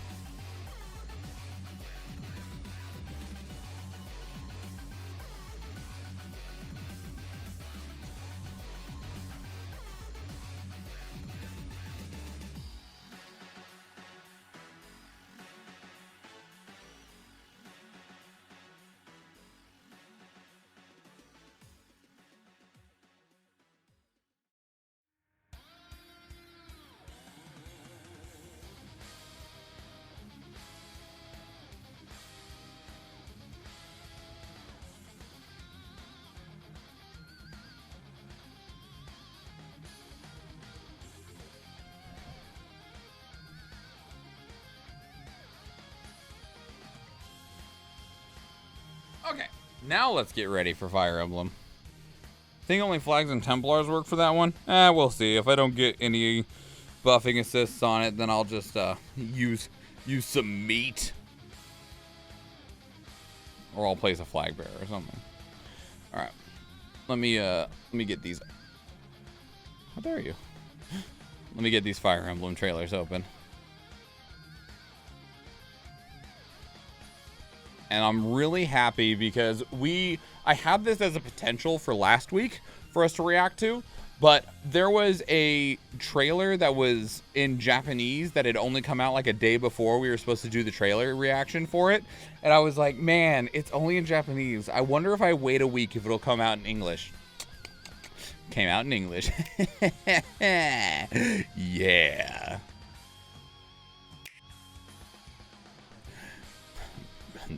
What is the phrase? Those who wait for it are rewarded. Or how dare you?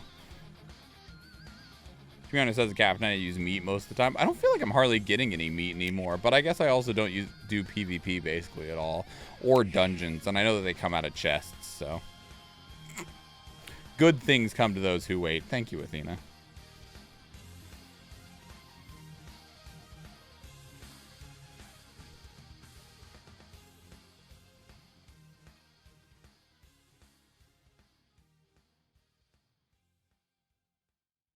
I'm just checking to see if there's a... I mean, that one's very straightforward. Nah, I like the one with the graphic on it better. Like, this one's pretty, right? But this one, I definitely just... I like this one better. Yeah, I like this one better. All right.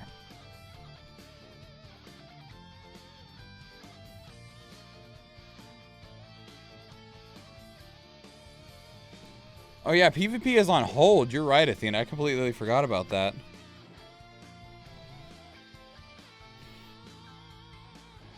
Here's hoping there's some Armored Core 6 trailer sometime soon.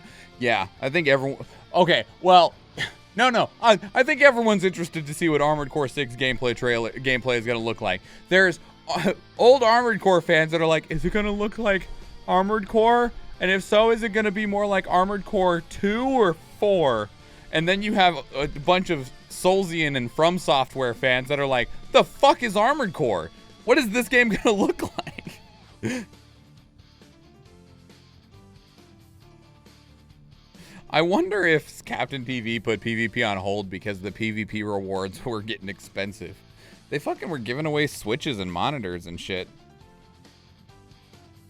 And Brad, it's interesting the things that you can like suss out that are happening at Captain TV based off of what Brad just kind of offhandedly comments during dev streams, because Brad offhandedly mentioned that they hadn't been turning a profit at all as a company until like the last 3 months or something like that. And so it makes me wonder if they put a hold on PvP for budget reasons. I forget what his comment was, but it was definitely something about like they didn't run positive in 2020 or 2021, and it looks like they might hit the black in 2022. I don't remember what he said was, but he definitely said something that I went, really interesting. Okay. Fascinating.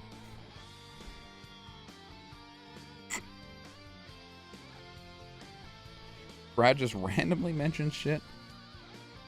They did say they're doing a lot more than they expected. I mean, I feel like there was ways they could have adjusted that, but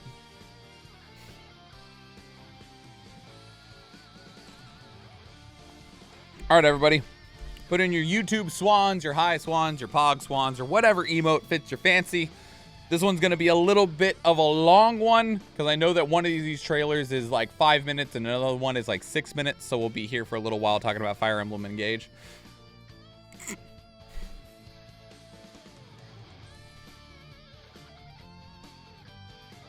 Ooh. Ah. Ooh. Oh. Oh. The number of things that just cracked in here. Woo! It's not okay. All right. Here we go. Greetings and salutations. My name is Michael Schwan. I'm the nerd in a snapback, and today we are looking at Fire Emblem Engage. Now, this is kind of a more of a formality for me, really. I've already bought this game, okay? The moment they announced the next mainline Fire Emblem game, I was like, buying it. They could have put up a fucking JPEG on Twitter with a pre-order link, and I would have been like, cool. And it could the JPEG could have been this one that you see on the screen right now. Just Fire Emblem Engage, mainline Fire Emblem game. Buy it now. And I've been like, okay. Now, I will say that, like, while that sounds like I'm just like this massive Fire Emblem nerd, okay, I've played 2.5 Fire Emblem games, and 1.5 of those don't count. My first proper Fire Emblem game was Fire Emblem 3 Houses, right? Sorry, because I got confused because my brain also was thinking of the 1.5 games that don't count, which is Fire Emblem Warriors and Fire Emblem Warriors 3 Hopes. And I will say, like, my very first introduction being Fire Emblem 3 Houses, I loved that game. That game was beautiful. That was fun. Very memorable. I enjoyed it a lot. The characters were cool. People still criticize me because I still only have played the Black Eagles campaign, and I chose the Crimson Flower Fire route. I don't remember. That's the only route I've played. They're like, you haven't even played the whole game because you haven't played Golden Deer or Blue Lions or Azure Wind or Herbadur. And I'm like, don't care. I played through it once. I saw the credits. I enjoyed the hell out of it, and I'm good with that, okay? I have very limited time, and Fire Emblem games are not short. They are quite long because they are turn-based tactical RPGs, okay? And just the nature of the gameplay makes these games take longer. But that said, I really, really loved 3 Houses, and so I was already committed to getting the next mainline Fire Emblem games. And this game has been memed to hell and back already, mostly because of Toothpaste-chan, or the main character that you can barely see above the M in the Fire Emblem with the red and the blue hair. Now, I've not actually seen anything about this game, so let's go on a journey of discovery together. Let's begin. We live on the continent of Elios. 4 realms surrounding a holy land at its center. 1,000 years ago, our lands endured a vicious war with the Fell Dragon. We called upon heroes from other worlds to aid us, heroes known as emblems. With them, the warriors of our nations fought as one. In the end, we were victorious in defeating and imprisoning the Fell Dragon. Fell Dragon sure looks a lot like a In the snake. years since, our world has been safe. But now, I sense a resurrection. The binding weakens.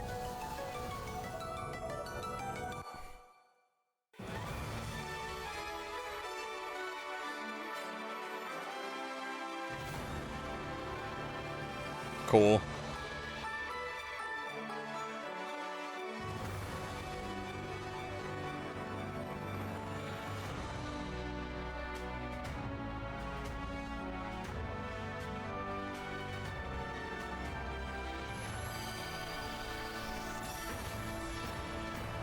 It's Marth. What's up, buddy?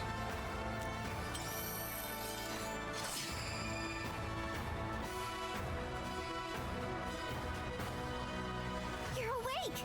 Huh? You're really awake, yeah? 1,000 years? That's how long I've been asleep. What are those horrible things? Looks like Fire Emblem. You are a divine dragon, a member of a royal family of dragons revered Oh, as those deities. animations look nice though. The Fell Dragon. I feel like I can almost remember, but I've had my eye on you. the ring. Marth, right. Oh man, we got freaking stands up in here. Fire Emblem JoJo's rocking it out. But it will liven up as we gain allies. The time has come. Now, as one, Emblem, engage!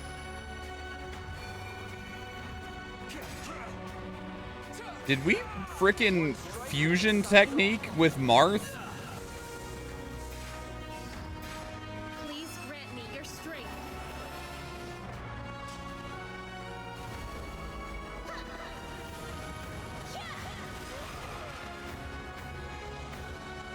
She asked me to gather all of the rings and bring peace back to Elios.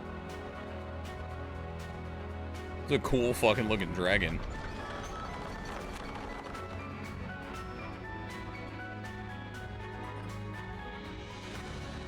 Yeah, Athena Toothpaste-chan is what they've been calling the main character. They've been mostly using it in reference to the female protagonist rather than the male one that we saw in this. Because their design in terms of the red plus blue with the white crest toothpaste, so people have just been calling him Toothpaste-chan. I don't actually have a problem with the main character's design. Like, have you guys freaking played Fire Emblem? Like, come on.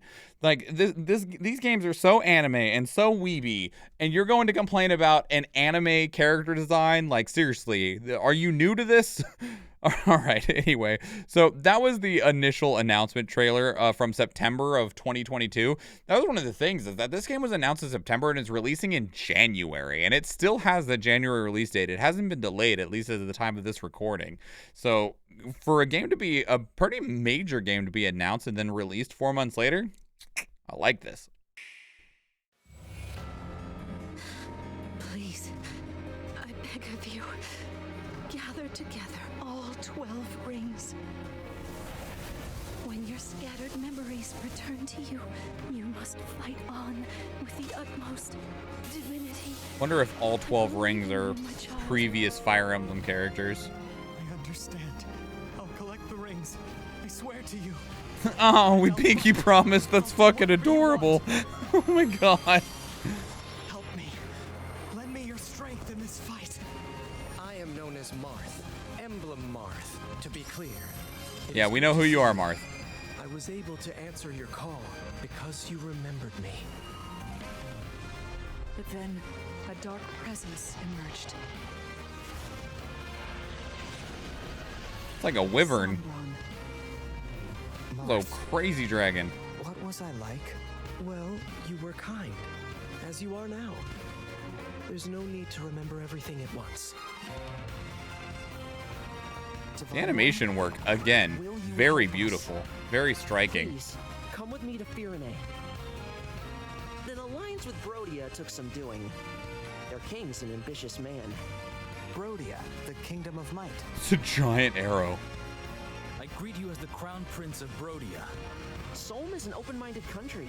They've always had good relations with Firene. I hope Your design is fun. What's on the menu first? Like you mean mad, huh? I take it Elusia isn't in the alliance. We know it's snowy there with long winters, and that some Elusians Yeah. worship the Fell Dragon. You think that dude isn't Come a little evil? closer. I'll give you a good long look. I will now take your lives. Your Oh, why do you souls, gotta be evil? and the rings. He is not yet at full strength. Holy shit! My kingdom has another emblem ring in its possession. Well, isn't this tragic? By virtue of your silence, we will now kill every living soul in this castle one by one. I detest Oh, so violence, tragic. But I will always fight to defend the innocent. Hey, Roy. I'm just passing through. Well, looking for someone, really. still, despite everything we're facing. I'm calm. I think it's because An you're Ike? here, Marth.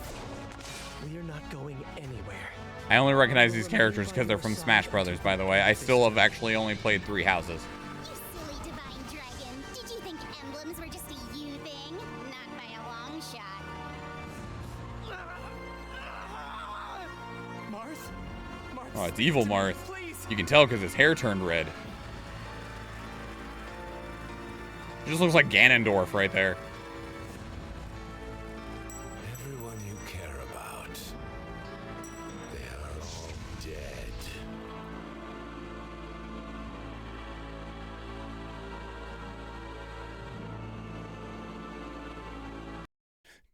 But wait, there's more. Okay, so that was the Divine Dragon Awakens trailer. That was from November 16th. This is the Engaging with Emblems trailer from November 23rd. Now, it's time to engage. Emblem, engage! I can't wait to marry previous Fire Emblem characters. They even wear it on their freaking wedding finger, their ring finger. Fire Emblem Engage game. You command. You engage them. Come on. They knew what they were doing. And lead them to victory. I won't falter. New to this installment of the turn-based tactical RPG series, battles can be enhanced through the use of rings that hold the power of emblems, heroes from ages past. It's time! Remember this.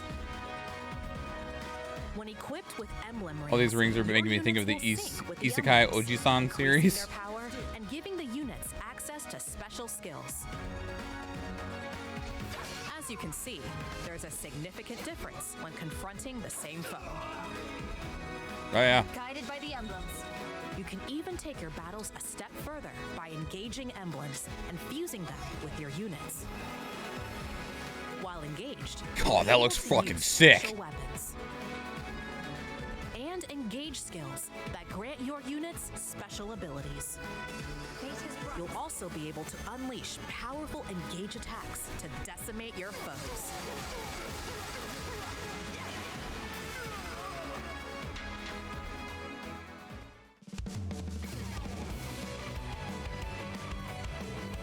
The emblems that dwell within each ring have their Foreign. own unique abilities.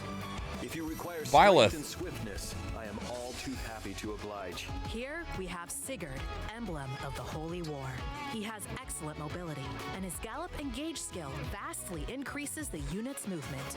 The unit It's a really in-depth trailer. I mean, they really want to show off the mechanic, I guess. Override allows you to run through a line of foes. I wonder if they'll show off all 12 of the emblems, though. I would have expected them to kind of keep those as surprises of like which 12 characters from previous Fire Emblem games are we bringing into this game. Allows you to split up your magic attacks and inflict damage on 2 targets. This is especially useful for finishing off foes who have been near. It also makes me wonder if they have Also boasts other Warp intentions which allows as for you the to base move to a design of this location game. that would otherwise Fire Emblem be games unreached are from very there. inaccessible. They are all very much locked onto whatever former Nintendo console they are on. Like Roy is from Fire Emblem I'll help ensure Path of Radiance on the GameCube, and it's still only on GameCube. So if they're working on getting some modern models in a newer engine, you know, we might be seeing some like modern remakes, remasters, re-releases of older Fire Emblem games on a modern Nintendo platform. And add the water effect to the terrain.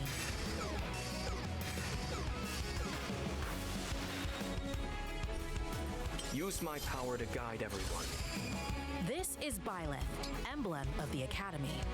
Byleth grants the Instruct skill, which can be used to boost the stats of nearby allies so they can ace the battle. The Goddess Dance skill will not only boost your adjacent ally stats, but it will also allow them to act again. Oh, that's broken as shit. Oh my god. You're gonna give people an extra turn in a freaking tactical RPG? We Oh! have Lyn, emblem of Blazing. What game are you from, Lynn? Fierce attacks that prevent your foes. You remind me of Jade from Dragon Quest XI. Her Astra Storm skill can be used to unleash 5 consecutive attacks on a foe from a great distance. Engage status only lasts for 3 turns, but as you progress in battle, the engage meter will refill. Once replenished, you'll be able to engage again. Be sure to keep an eye on your meter and strategize around its progress. Wonder if things enemies do can affect your meter. Beyond the emblems themselves, Fire Emblem Engage introduces many new faces and personalities to the fold. They are all capable of equipping emblem rings, resulting in a wide range of potential combinations of units and emblems. Looks like they're only showing half of the units. There's another half that we don't know about.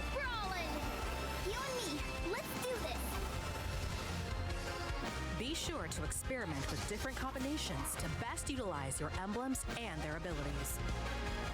You would do well to remember that the tide of battle depends on your strategy. They were like freezing poison fog earlier. New environment effects, maybe? The time has come.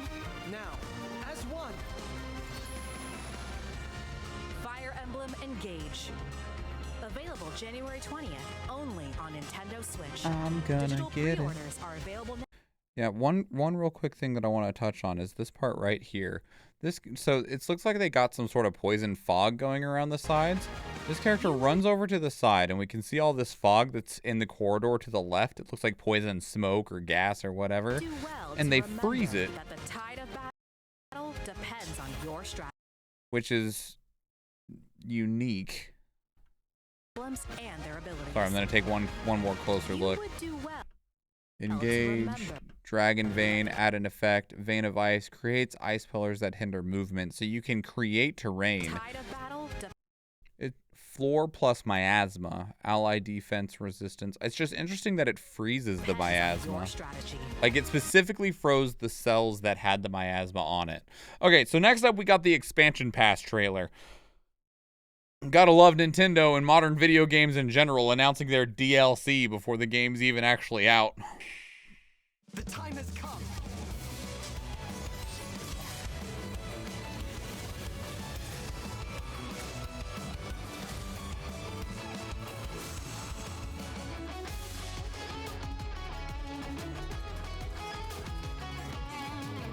What's in it? Finally, we're free. Okay. We were just growing. The leader of the houses from 3 houses. Edelgard, Dimitri, and Claude. So 3 extra emblems, basically. I quite look forward to working together. I don't recognize you, but that's not too surprising. I'm on a mission.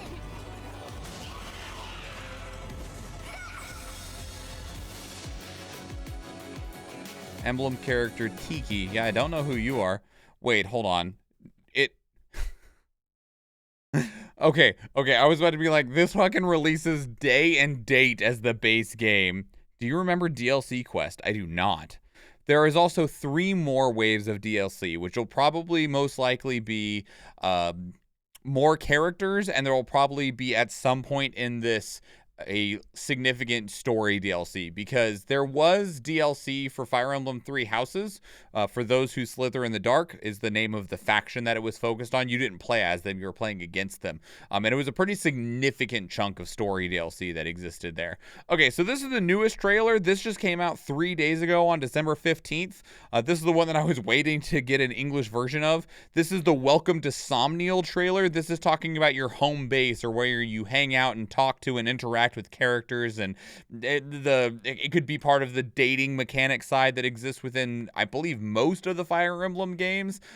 So we'll see what we're actually looking at here. Welcome to the Somniel, your home base in the Fire Emblem Engage game. In the sky? As the Divine Dragon, you can visit the floating fortress whenever you'd like. Whether you're taking a break or preparing for the journey ahead, the Somniel is yours to enjoy.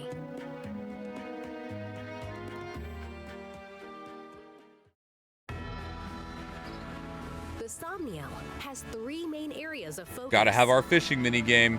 Fuck yeah. Let's walk through them together. I'm ready. Let's go on an adventure. First things first, you should focus on preparing for battle. In the plaza, you can access the armory and item shop. Be sure to stock up before heading into combat. I thank you. Your design's so Here, cool. We have the ring chamber. Emblem rings you've collected are kept in this room, and you can communicate with the emblems held within. Skills can also be inherited here. As your bonds with emblems deepen, you'll be able to inherit skills from them to use in battle. Bond rings can be created here as well. What is a bond ring? By equipping rings made from bond fragments, you'll receive a boost to your stats. Bond rings can be melded together to form even more powerful rings. You can deepen your bonds with emblems by polishing their rings after they've been tarnished in battle. Strange one. A little weird, but okay. This door leads to the arena. Excuse me while I go polish my ring. While here, you can participate in practice battles to gain experience, among other benefits. Nice. I'll take supplementary battles. On the furthest point of the Samiel stands the Tower of Trials. Challenge modes. Take on a series of battles to earn in-game rewards. Or participate in various trials, such as creating and sharing your own battle map with other players. Oh, neat. Okay. Very cool. You know, something they haven't mentioned yet is if this game has permadeath in it. All the other Fire Emblem games have permadeath. You might see friends and familiar faces from your travels here. They need breaks It too. probably does, but they are Deepening the definitely bonds avoiding between your mentioning it. allies is paramount to a successful army. So chat with them every chance you get. Here we have Cafe Terrace. You can place an order with whoever's on cooking duty and share a meal with your friends. Depending on how the meal is prepared, I hope it is to your liking. What an exceptional meal. You and your allies' stats might be affected in the next Definitely battle. bringing in a lot of mechanics that were present in 3 houses. Something shiny. Items you find can be given to allies as gifts. Give them something they like to further deepen your bonds. Remarkable.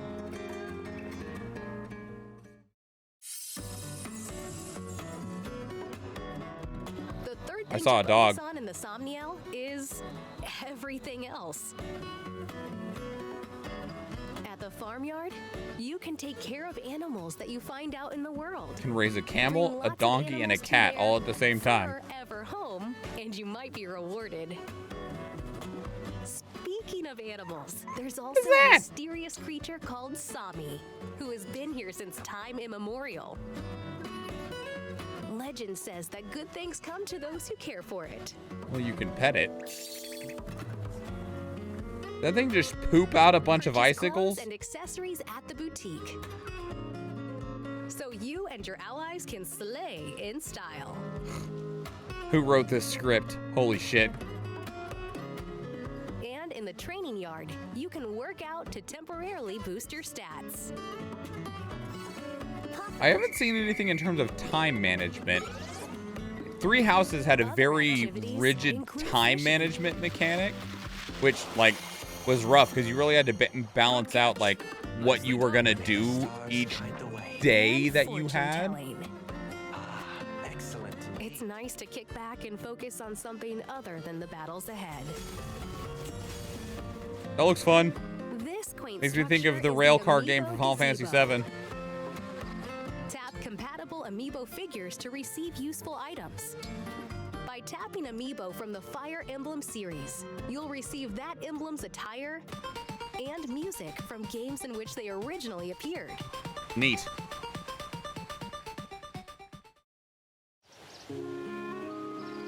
Also, the fact that all of previous Fire Emblem, well, not all, but a lot of Fire Emblem outfits are in the game from previous Fire Emblem games, again, makes me think they're working on modern releases of former Fire Emblem games. A lot of money in that. Sometimes while napping, an ally might wake you up. Knock, knock. Excuse me? The alpaca hero is hero. Morning, Divine One. I'm gonna throw you off the island for that line. Rise and shine. You get yeeted off of the floating sky fortress for saying the alpaca hero. Preparing for battle to connecting with your allies. This truly is the place for an aspiring adventurer. Stop by when you can to make the most of your journey. Fire Emblem Engage. Available January 20th only on Nintendo Switch. Yeah, don't you worry. Pre-orders are available now on the Nintendo. I already am getting it. You don't. Yeah, it's fine. It's fine. They're like, yeah, but this trailer isn't for people that have already gotten it.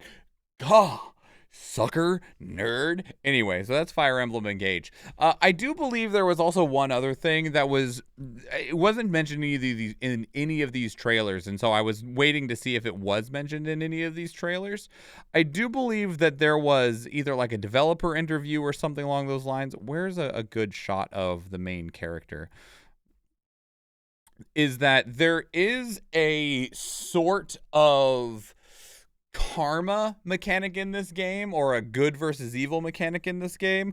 Now, I don't know if this is for certain, but I'm just expressing it here for the sake of completeness and potential information, is that we did see in one of those previous trailers a main character that had full red hair, and I do believe that there are Paragon and what Renegade style, if we're going Mass Effect reference, style decisions that you can make in the game. And as you become more of a good person or a bad person, your hair color will shift towards which direction you're going. Paragon being blue and Renegade being red. And that's why you have the interweaved colors. So by the end of the game, if you've made a bunch of what most people would see as evil options, or more aggressive or more bad boy options, your hair will be more or entirely red. And if you have been making more Paragon or good, or, you know, however you want to view it, decisions, your hair will shift towards blue. I believe that was confirmed in an interview with one of the developers, but I don't actually know for certain, so I could be wildly wrong and just completely speaking out of nothing. But, you know, it is the same. It is what it is that we've presented that information. That's Fire Emblem Engage. There's still a couple of systematic questions I have, the main one being about the idea of permadeath. It's a very long-running staple of Fire Emblem, and and it's something that is contentious, kind of like XCOM, right? Of like, do you reload your save? Do you save scum it up? Or how do you approach this? That looks great. It looks really good. If they are bringing all these models in for this game so that they can build newer versions of older Fire Emblem games, I'm all for it. This game looks good, and if it leads to that benefit to future releases, that's super sick as well. I'm looking forward to this. That is Fire Emblem Engage, releases January 20th, exclusive to the Nintendo Switch. But I feel like Fire Emblem being exclusive to the Nintendo Switch isn't actually that big of a problem. It's got a very stylized, cel-shaded anime approach that looks really good on the platform, and being that it's a tactical turn-based strategy RPG, so you're seeing slower, more intentionally presented animations from specific angles, and otherwise it's this grid-based combat. It works very, very well on the system and can still run well and look well. And so I think it's actually a great game to be locked on the Nintendo Switch. Obviously, I'd like it to be on other stuff. It never will be because it's a Nintendo property, so you'll never see this on PC or PlayStation or anything like that. But it looks great. Looks like it's going to play great. Looks like it's going to be a lot of fun. So that is Fire Emblem Engage. Let me know what your thoughts are. I definitely am already committed to getting it because of how much I enjoyed Three Houses. If you're a longtime Fire Emblem fan, how are you feeling about this modern approach? How do you feel about Toothpaste Chan? If you are new to Fire Emblem, what are your thoughts on this one? If you've never played one before, is this going to be the one that you're going to get? Has it made you more or less interested in the franchise? keep up the conversation in the comments below, or you can do so on Discord and Twitter. Speaking of Discord, we have a channel dedicated to these reactions where you can place links of your own that we can check out together live on stream, because we do stream on Twitch, and I would love to see you there. If you enjoyed this video, please leave it a like. If you want to catch future videos, please subscribe to the channel. If you do watch one of the other videos on the channel, or if I see you in the live stream, thank you and enjoy.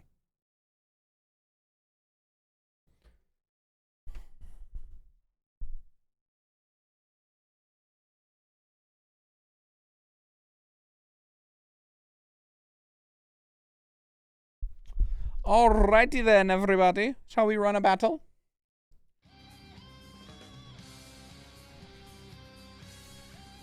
Run the battle.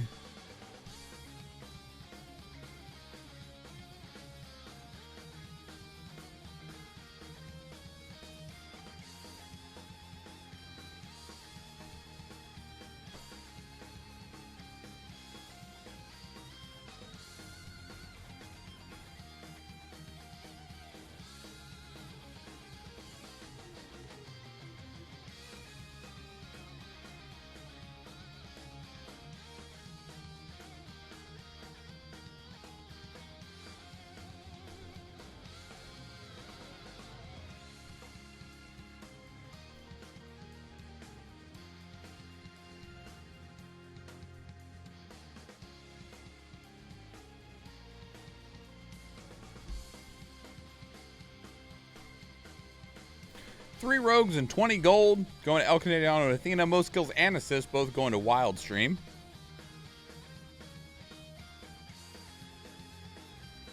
And this is going to be last. I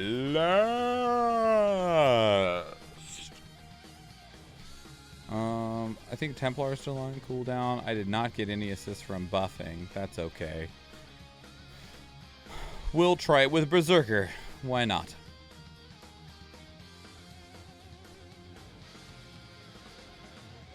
Some DLC via Amiibo.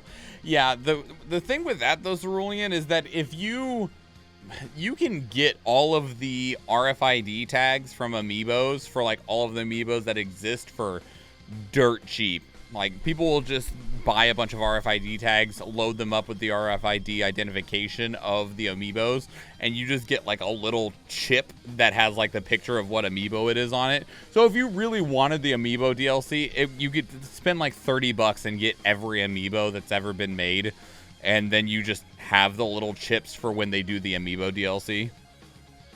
Hey Shock, how's it going? Yeah, like Amiibo cards, exactly. They are not supported by Nintendo. If you're over, your battle is probably big enough that a captain flag could grab the assist from Buffin. It's really hard when you're our size. I mean, I'll try one more. If it doesn't, it's no big deal. I have programmed Amiibo tags for very cheap. Well, would you look at that? Yeah, you can get them for very, very cheap if you don't want to have to actually... Especially because certain Amiibos are rare as hell and expensive as shit because of such things. And so it's very difficult to get your hands on particular Amiibos, which sucks if you wanted them for a particular piece of DLC that's available in the game, right?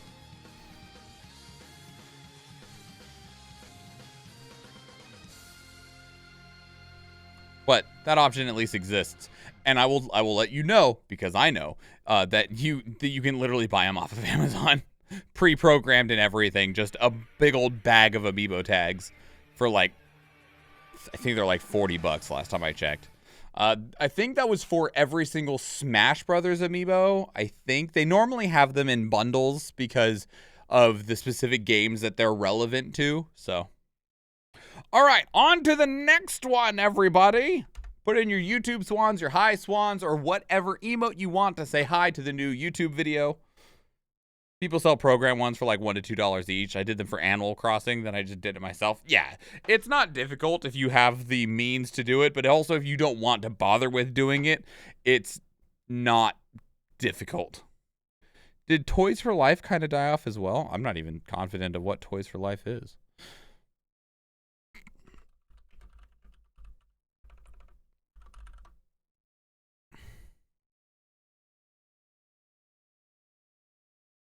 Toy 2 Life? Oh, I don't know. Scott the Woz? I don't know what Scott the Woz has been up to for a long time.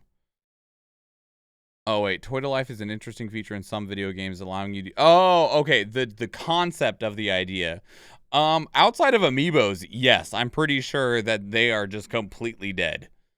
Like, because, like, Skylanders and every other thing that tried to do something along those lines, I believe, is long since dead.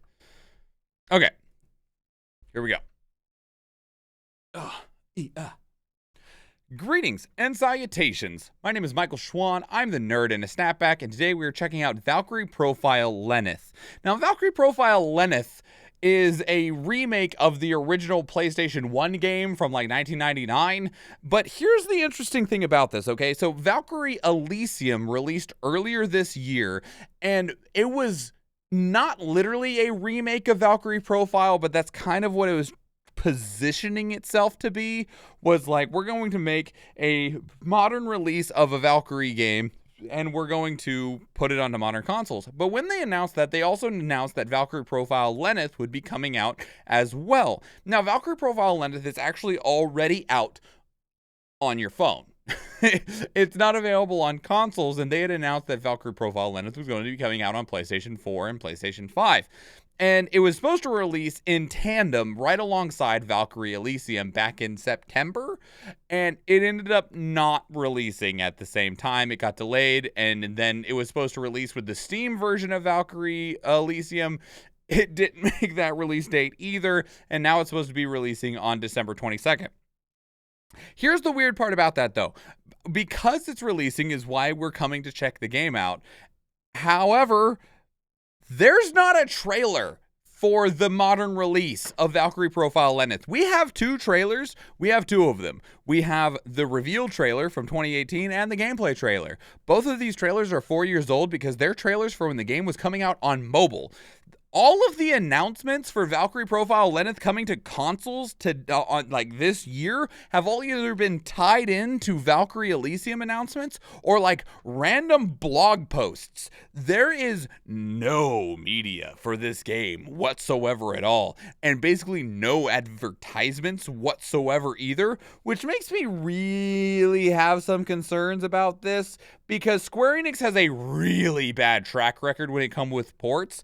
They have an even worse track record when it comes to ports of mobile games, because they will put a lot of games onto mobile, especially like their really well-known RPGs like Final Fantasy, and because they want them on those platforms, which makes sense, right? You're like, oh yeah, RPGs are good to just play on your phone and stuff, you know, they don't require a lot of complicated inputs, they're pretty easy to just turn off whenever you need to. All right, cool, yeah. But the problem is then after they get done porting it to the mobile ports, people are like, man, I'd really love a modern port of that game on something that's not my phone. And Square Enix sees that and they're like, all right, we'll just give you the phone version on Steam. And everyone's like, that's not what I said. I do not want the phone version on my console. Why is there still a touchscreen on the screen of my console? I'm not even joking when I say that. Like some of the original ports of them, not the pixel remasters that just came out, before those came out, there were ports of the older Final Fantasy games onto Steam and stuff that you could see the actual touch inputs on the screen, even though you were using a controller or a mouse and keyboard and stuff. Square Enix, I love you in so many ways, but goddamn do you suck in so many more ways. Whoo! Final Fantasy IX Remaster, kind of the version of the mobile port. That's one of the worst offenders too, because they had all of these optimizations to make it run better on phones and make things more visible. So when you play it on the computer, the frickin' menus take up over half the screen because they blew them up so that you'd be able to see them on the phone. Anyway, so we're going to check out these trailers for the mobile version of Valkyrie Profile Lenneth and see what it looks like. So here you go. Yeah, let's go. Mouse is just another form of touch endpoint, I guess.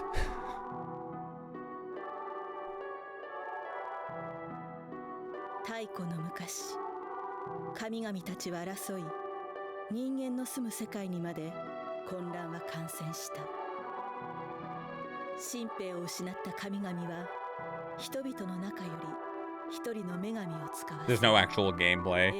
It's just these little sketch scenes.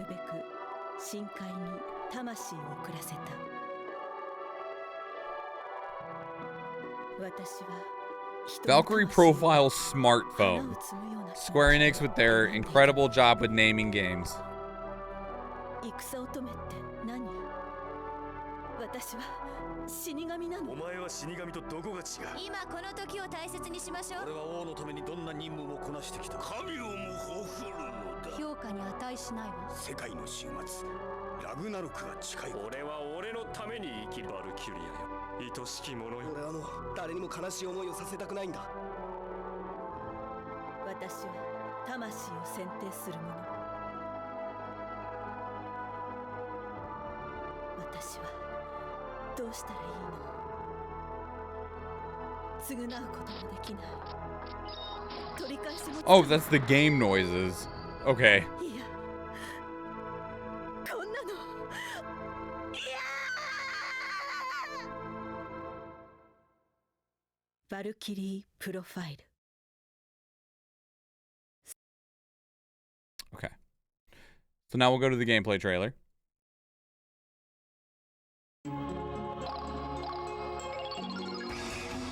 Now, as a reminder, this is all the mobile game. This actually looks exactly the way the game looked on PlayStation 1. Not a bad thing. It's a fantastic looking PlayStation 1 game. To my side, my noble Einherjar. No quarter.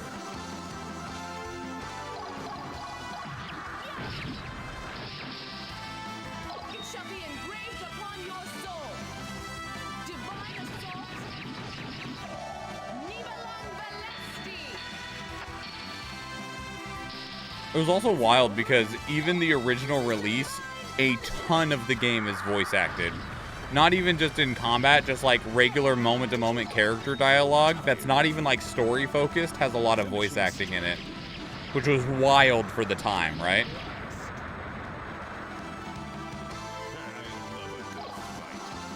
Prepare to be cleansed.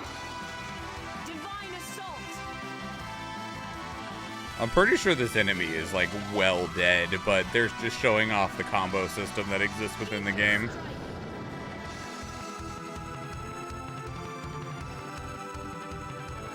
I am Freya. Recall the name on your journey to hell. It's like, bitch, I was dead 50,000 damage ago. Why did you do that to me? Oh, that was the whole trailer? Okay. I mean, all right.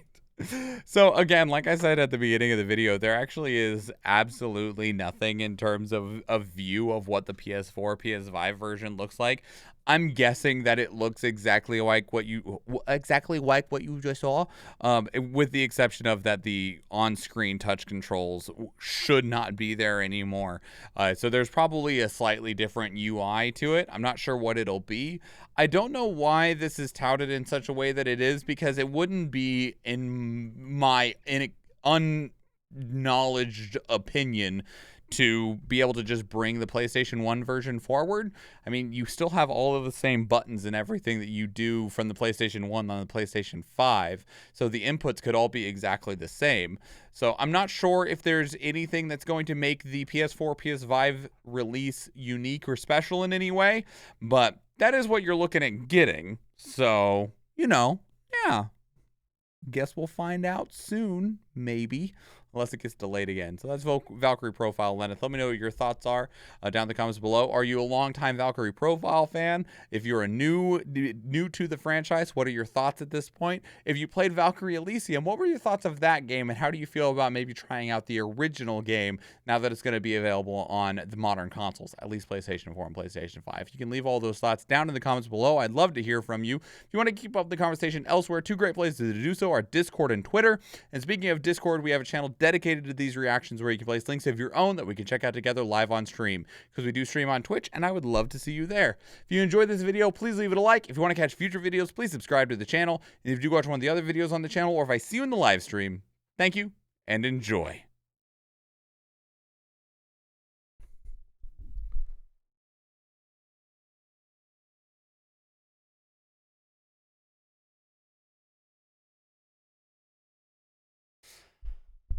All right. I realized I forgot to mark last on the battle. Let's do that.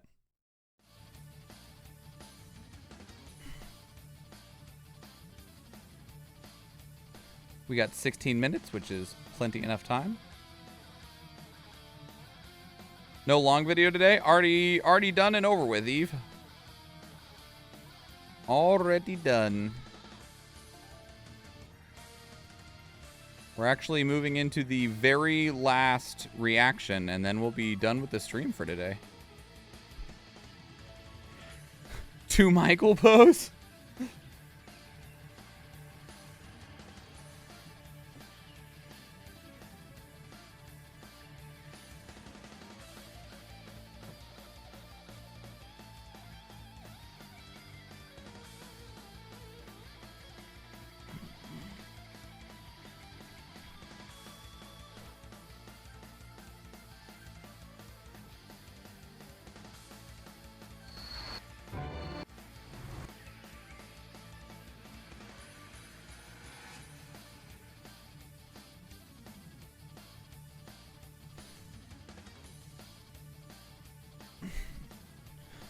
All right, let's get this last one done, everybody.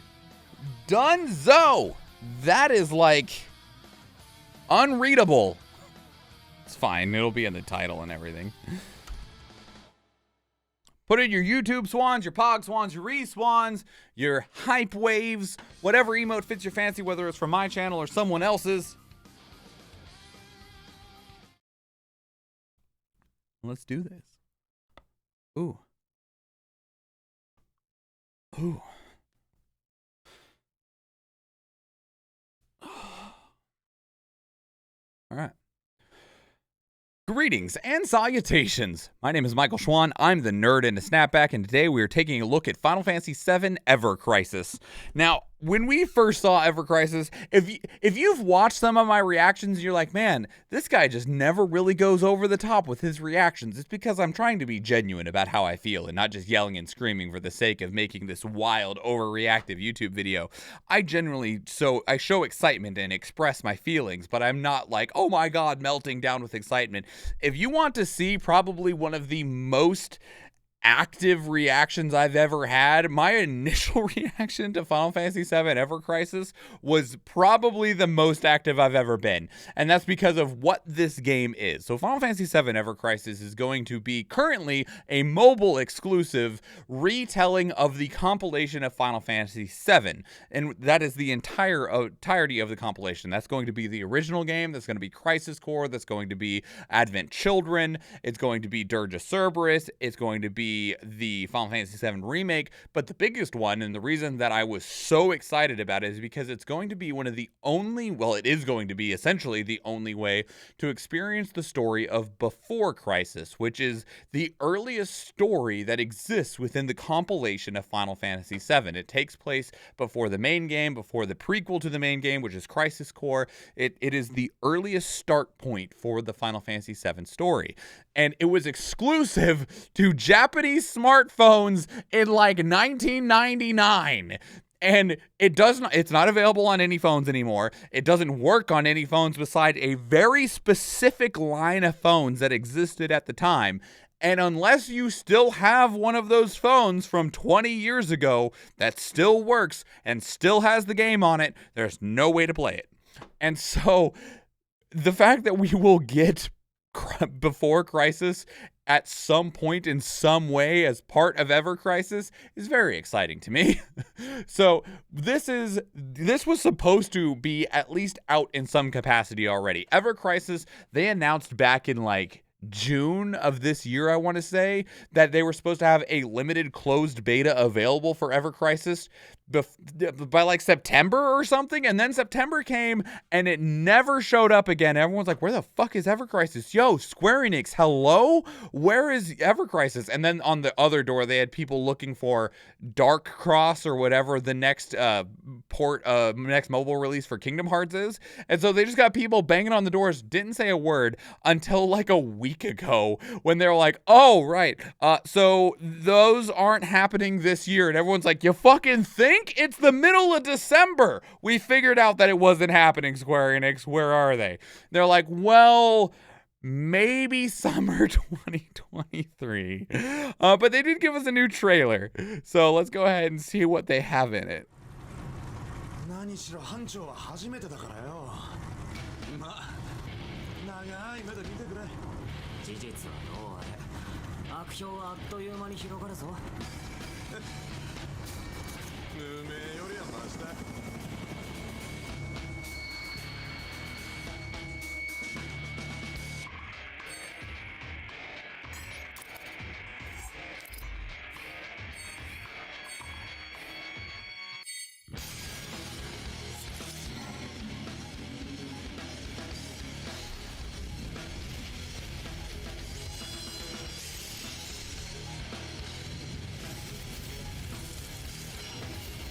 Looks really damn good for a mobile game.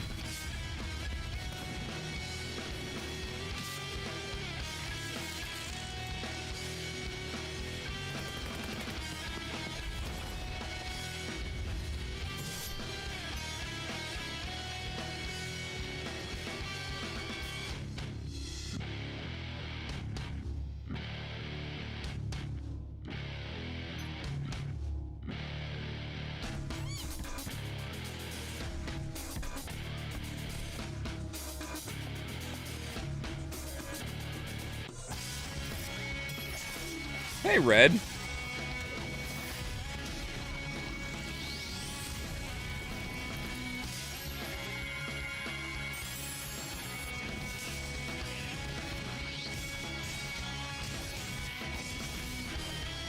This track fucking rocks, by the way. Holy hell.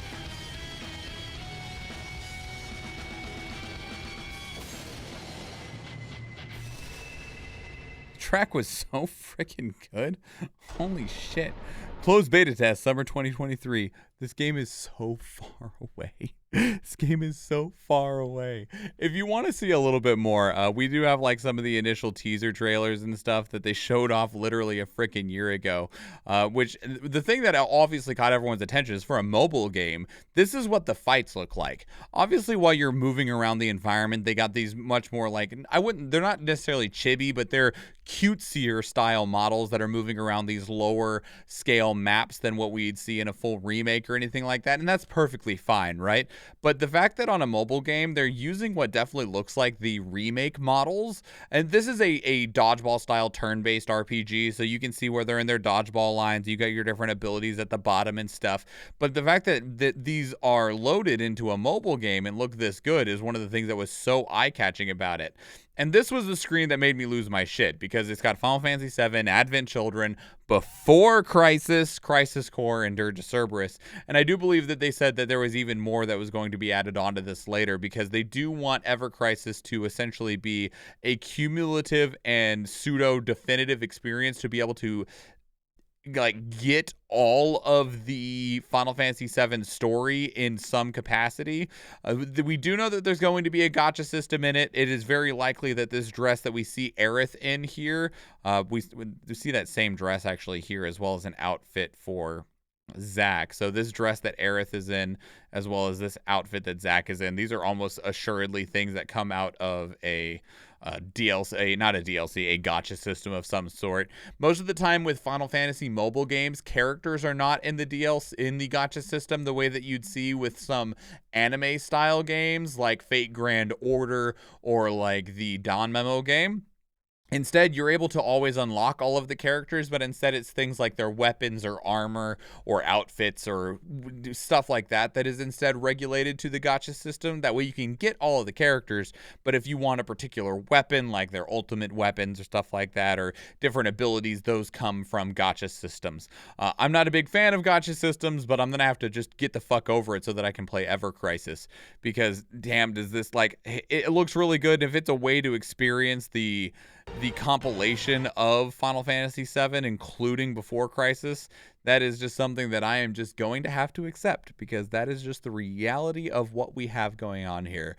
But that's currently what we have for Final Fantasy VII Ever Crisis. The closed beta test is looking to be maybe summer 2023, but that's going to be closed anyway. I don't know how closed, because like sometimes their closed tests are really locked down with NDAs and sometimes they're semi-open. It just really depends on the release. We did see in these initial, at the start of this, which also this shot here, I swear that this is the same dude. Is this the guy from freaking Final Fantasy First Soldier trailer? Is that what he's from? Are they going to put the story of Final Fantasy VII, the First Soldier, into... It is. That is totally the guy. Where is a still of him? Is he somewhere in this? Yes, I see it. These these are definitely the same three people. Okay, so these three people, which are from the now failed and being turned off in January mobile battle royale game, Final Fantasy VII The First Soldier, which, by the way, Square Enix, I will tell you the same thing that everyone else has already told you. If you would have put that game on anything that wasn't mobile phones to where we could reasonably use a controller and have a decent screen, that game would have at least done well enough that you didn't shut it down an exact year after it came out, all right?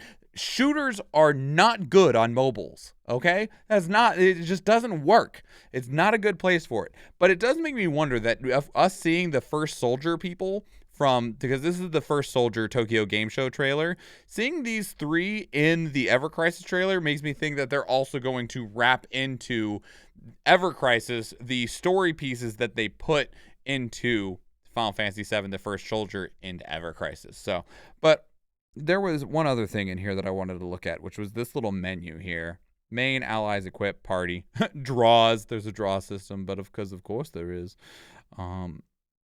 Currently, the only things they show in here is Final Fantasy VII and Final Fantasy VII Crisis Core. A journey of self-discovery surrounding the fate of the planet. In the metropolis of Midgar, towering macro reactors drain the planet's lifeblood to fuel in. It didn't actually get to load the whole thing, did it? And then they select Crisis Core. Men cry not for themselves, but for their comrades. As the war with Wutai nears its end, one soldier instigates an uprising in an attempt... And it ends again. Okay, so... Gotcha, oof, even cosmetic. Normally, those are one and the same. But the cosmetics have stats on them. So, like, when we were looking at, like, these things, is that, like, this cosmetic for Aerith is probably an armor piece, essentially, that it changes Aerith's stats around. And normally the same would be said for the weapons as well. I don't know if that's the case with Ever Crisis, but that's what is normally the case with Final Fantasy or just Square Enix gacha games in general, that the cosmetics have stats, especially for the weapons. It could be that you are able to direct purchase the outfits and the weapons will be the things that are gacha and have stats in them. I don't actually know. Those details haven't been shared. I'm going off of knowledge of the other Final Fantasy gacha games that I've played, such as Record Keeper. It's not a Final Fantasy game. It has Final Fantasy in it, which is Mobius or Brave Exvius, or there was one other one that I forget now. Dissidia Opera Omnia. If I'm remembering correctly, all of those, the gacha was weapons, and the weapons dictated stats. But the weapons did still look different. So you would get somebody's weapon, you'd be able to see that weapon, and it would have stats or like specials on it, like limit breaks and stuff. I don't know if that is how the outfits in this game are going to work, but given that it's Square Enix, I wouldn't be surprised. And I agree. I definitely despise and loathe the gambling of gacha. I'm not approving of it. It's just something that I am excited enough about this game and the prospect and the visuals and everything that this game is presenting that I'm going to just deal with it anyway. But it'll be interesting to see just how far this game gets, given that it's Square Enix. I was hoping that we did actually see it this year, but the fact now that it's even just a closed beta in the summer of 2023 means that the base release might still be who knows how far away. Who knows?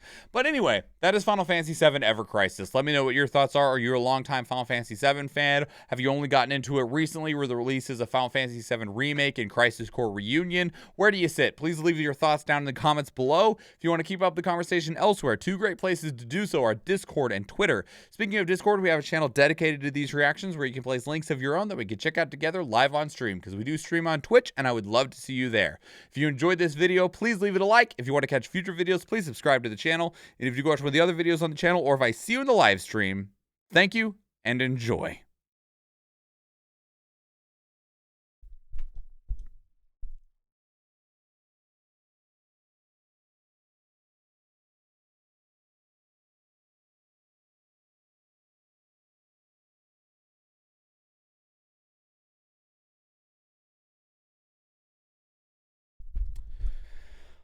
All righty then. How much time is on the battery? 1 minute. Damn it, Tom. You don't even fit. Get out of there.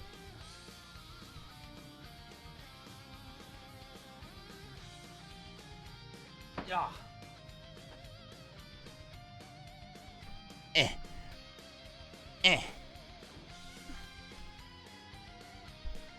Tom, I know you gave Elmer permission to go in there. He does not have permission and to be in there. Get him out of there. Okay, so while we let this last minute run out and run this battle, let's talk about upcoming. My last unit was placed. I can't English. It's all right. It's my primary language, and half the time I can't English either. So, you know, you good. Let me see who's doing what. Okay, so upcoming schedule. I posted the schedule on Twitter. We'll also talk about it here, which is on Tuesday, we'll be playing more Crisis Core Reunion. On Thursday, we'll be playing more Crisis Core Reunion. On Friday, we'll be back with, with more Persona 5 Royal. Now, however, next Sunday is Christmas. A lot of our Christmas stuff happens earlier in the day. There's a chance that I might be streaming. I would like to figure out, I don't know if I'll be streaming on Christmas, but I need to stream around there, because otherwise I won't have any YouTube videos to go up the week between Christmas and New Year's. I don't know if I'm streaming the week between Christmas and New Year's, because I'm going to be doing lots of work on the house in that week. I have taken time off of work to be able to do stuff. You're also going to be up late and early on. Yeah, you're correct. It's going to be a crazy time, and that's why I'm not committing to anything. I do still have things that I would like to try to do, but I don't know what will actually happen within those spaces. But you know what? We'll find out. It's going to be a journey together. That's like 7 days away. So much could happen in those 7 days. But on that same note, though, my incredible partner in life and wonderful wife, Athena Latina, should be streaming on Wednesday and potentially on Saturday, but Saturday is Christmas Eve, and there's stuff that at least I need to do super late on Saturday night. So who knows on that one too. I would like to see Athena stream on Saturday, but you know, it's all kind of a mystery right now. Everything's kind of a question in and of itself. But regardless, you should go check out Athena's channel, because they're wonderful and they do an incredible job, and they're an amazing content creator, and they inspire me all the time, every day. Merry Christmas. Merry Christmas to you, El Canadiano. If you don't celebrate Christmas, whatever holiday you do celebrate, I hope that you are having a good holiday. If you are not celebrating any holiday at all, I hope you're having a good time zone, and I hope that the winter is treating you well. Okay, these are our raid emotes. If you're not a subscriber, you can unlock those emotes for 100 channel points. Let me see who's streaming and what they're doing. Yeah, show all. You know, I haven't gotten to raid Napalm in a little while. I believe we raided Francie pretty recently, so we'll go raid Napalm. Napalm trees. Do I want to change the raid message in any way? No, I don't. I'm too lazy to do something like that right now. All right, everybody. So like I said, I'll be back on Tuesday for Crisis Core Reunion. I guess I could have like changed screens to where you could have seen me talking more properly, but I was distracted with other stuff. 2 packs of 50 gold and 1 gladiator, any of which can be yours for 420 channel points. Let me know if you want them and I'll give them to you. We're going to go right over to one Napalm Trees. Thank you so much, everybody, for being here on production day. I really, really appreciate it a lot because I want to do these things, and it is immensely easier for me to do these things if I have people here with me. I hope that you find it entertaining. I sincerely appreciate it because it allows me to be productive because I have people that are adjacent to me while I am doing these productive things. Brain shit, man. But anyway, we'll be here on Tuesday. Why, when I hit the stream ending screen, did you freeze? How dare you?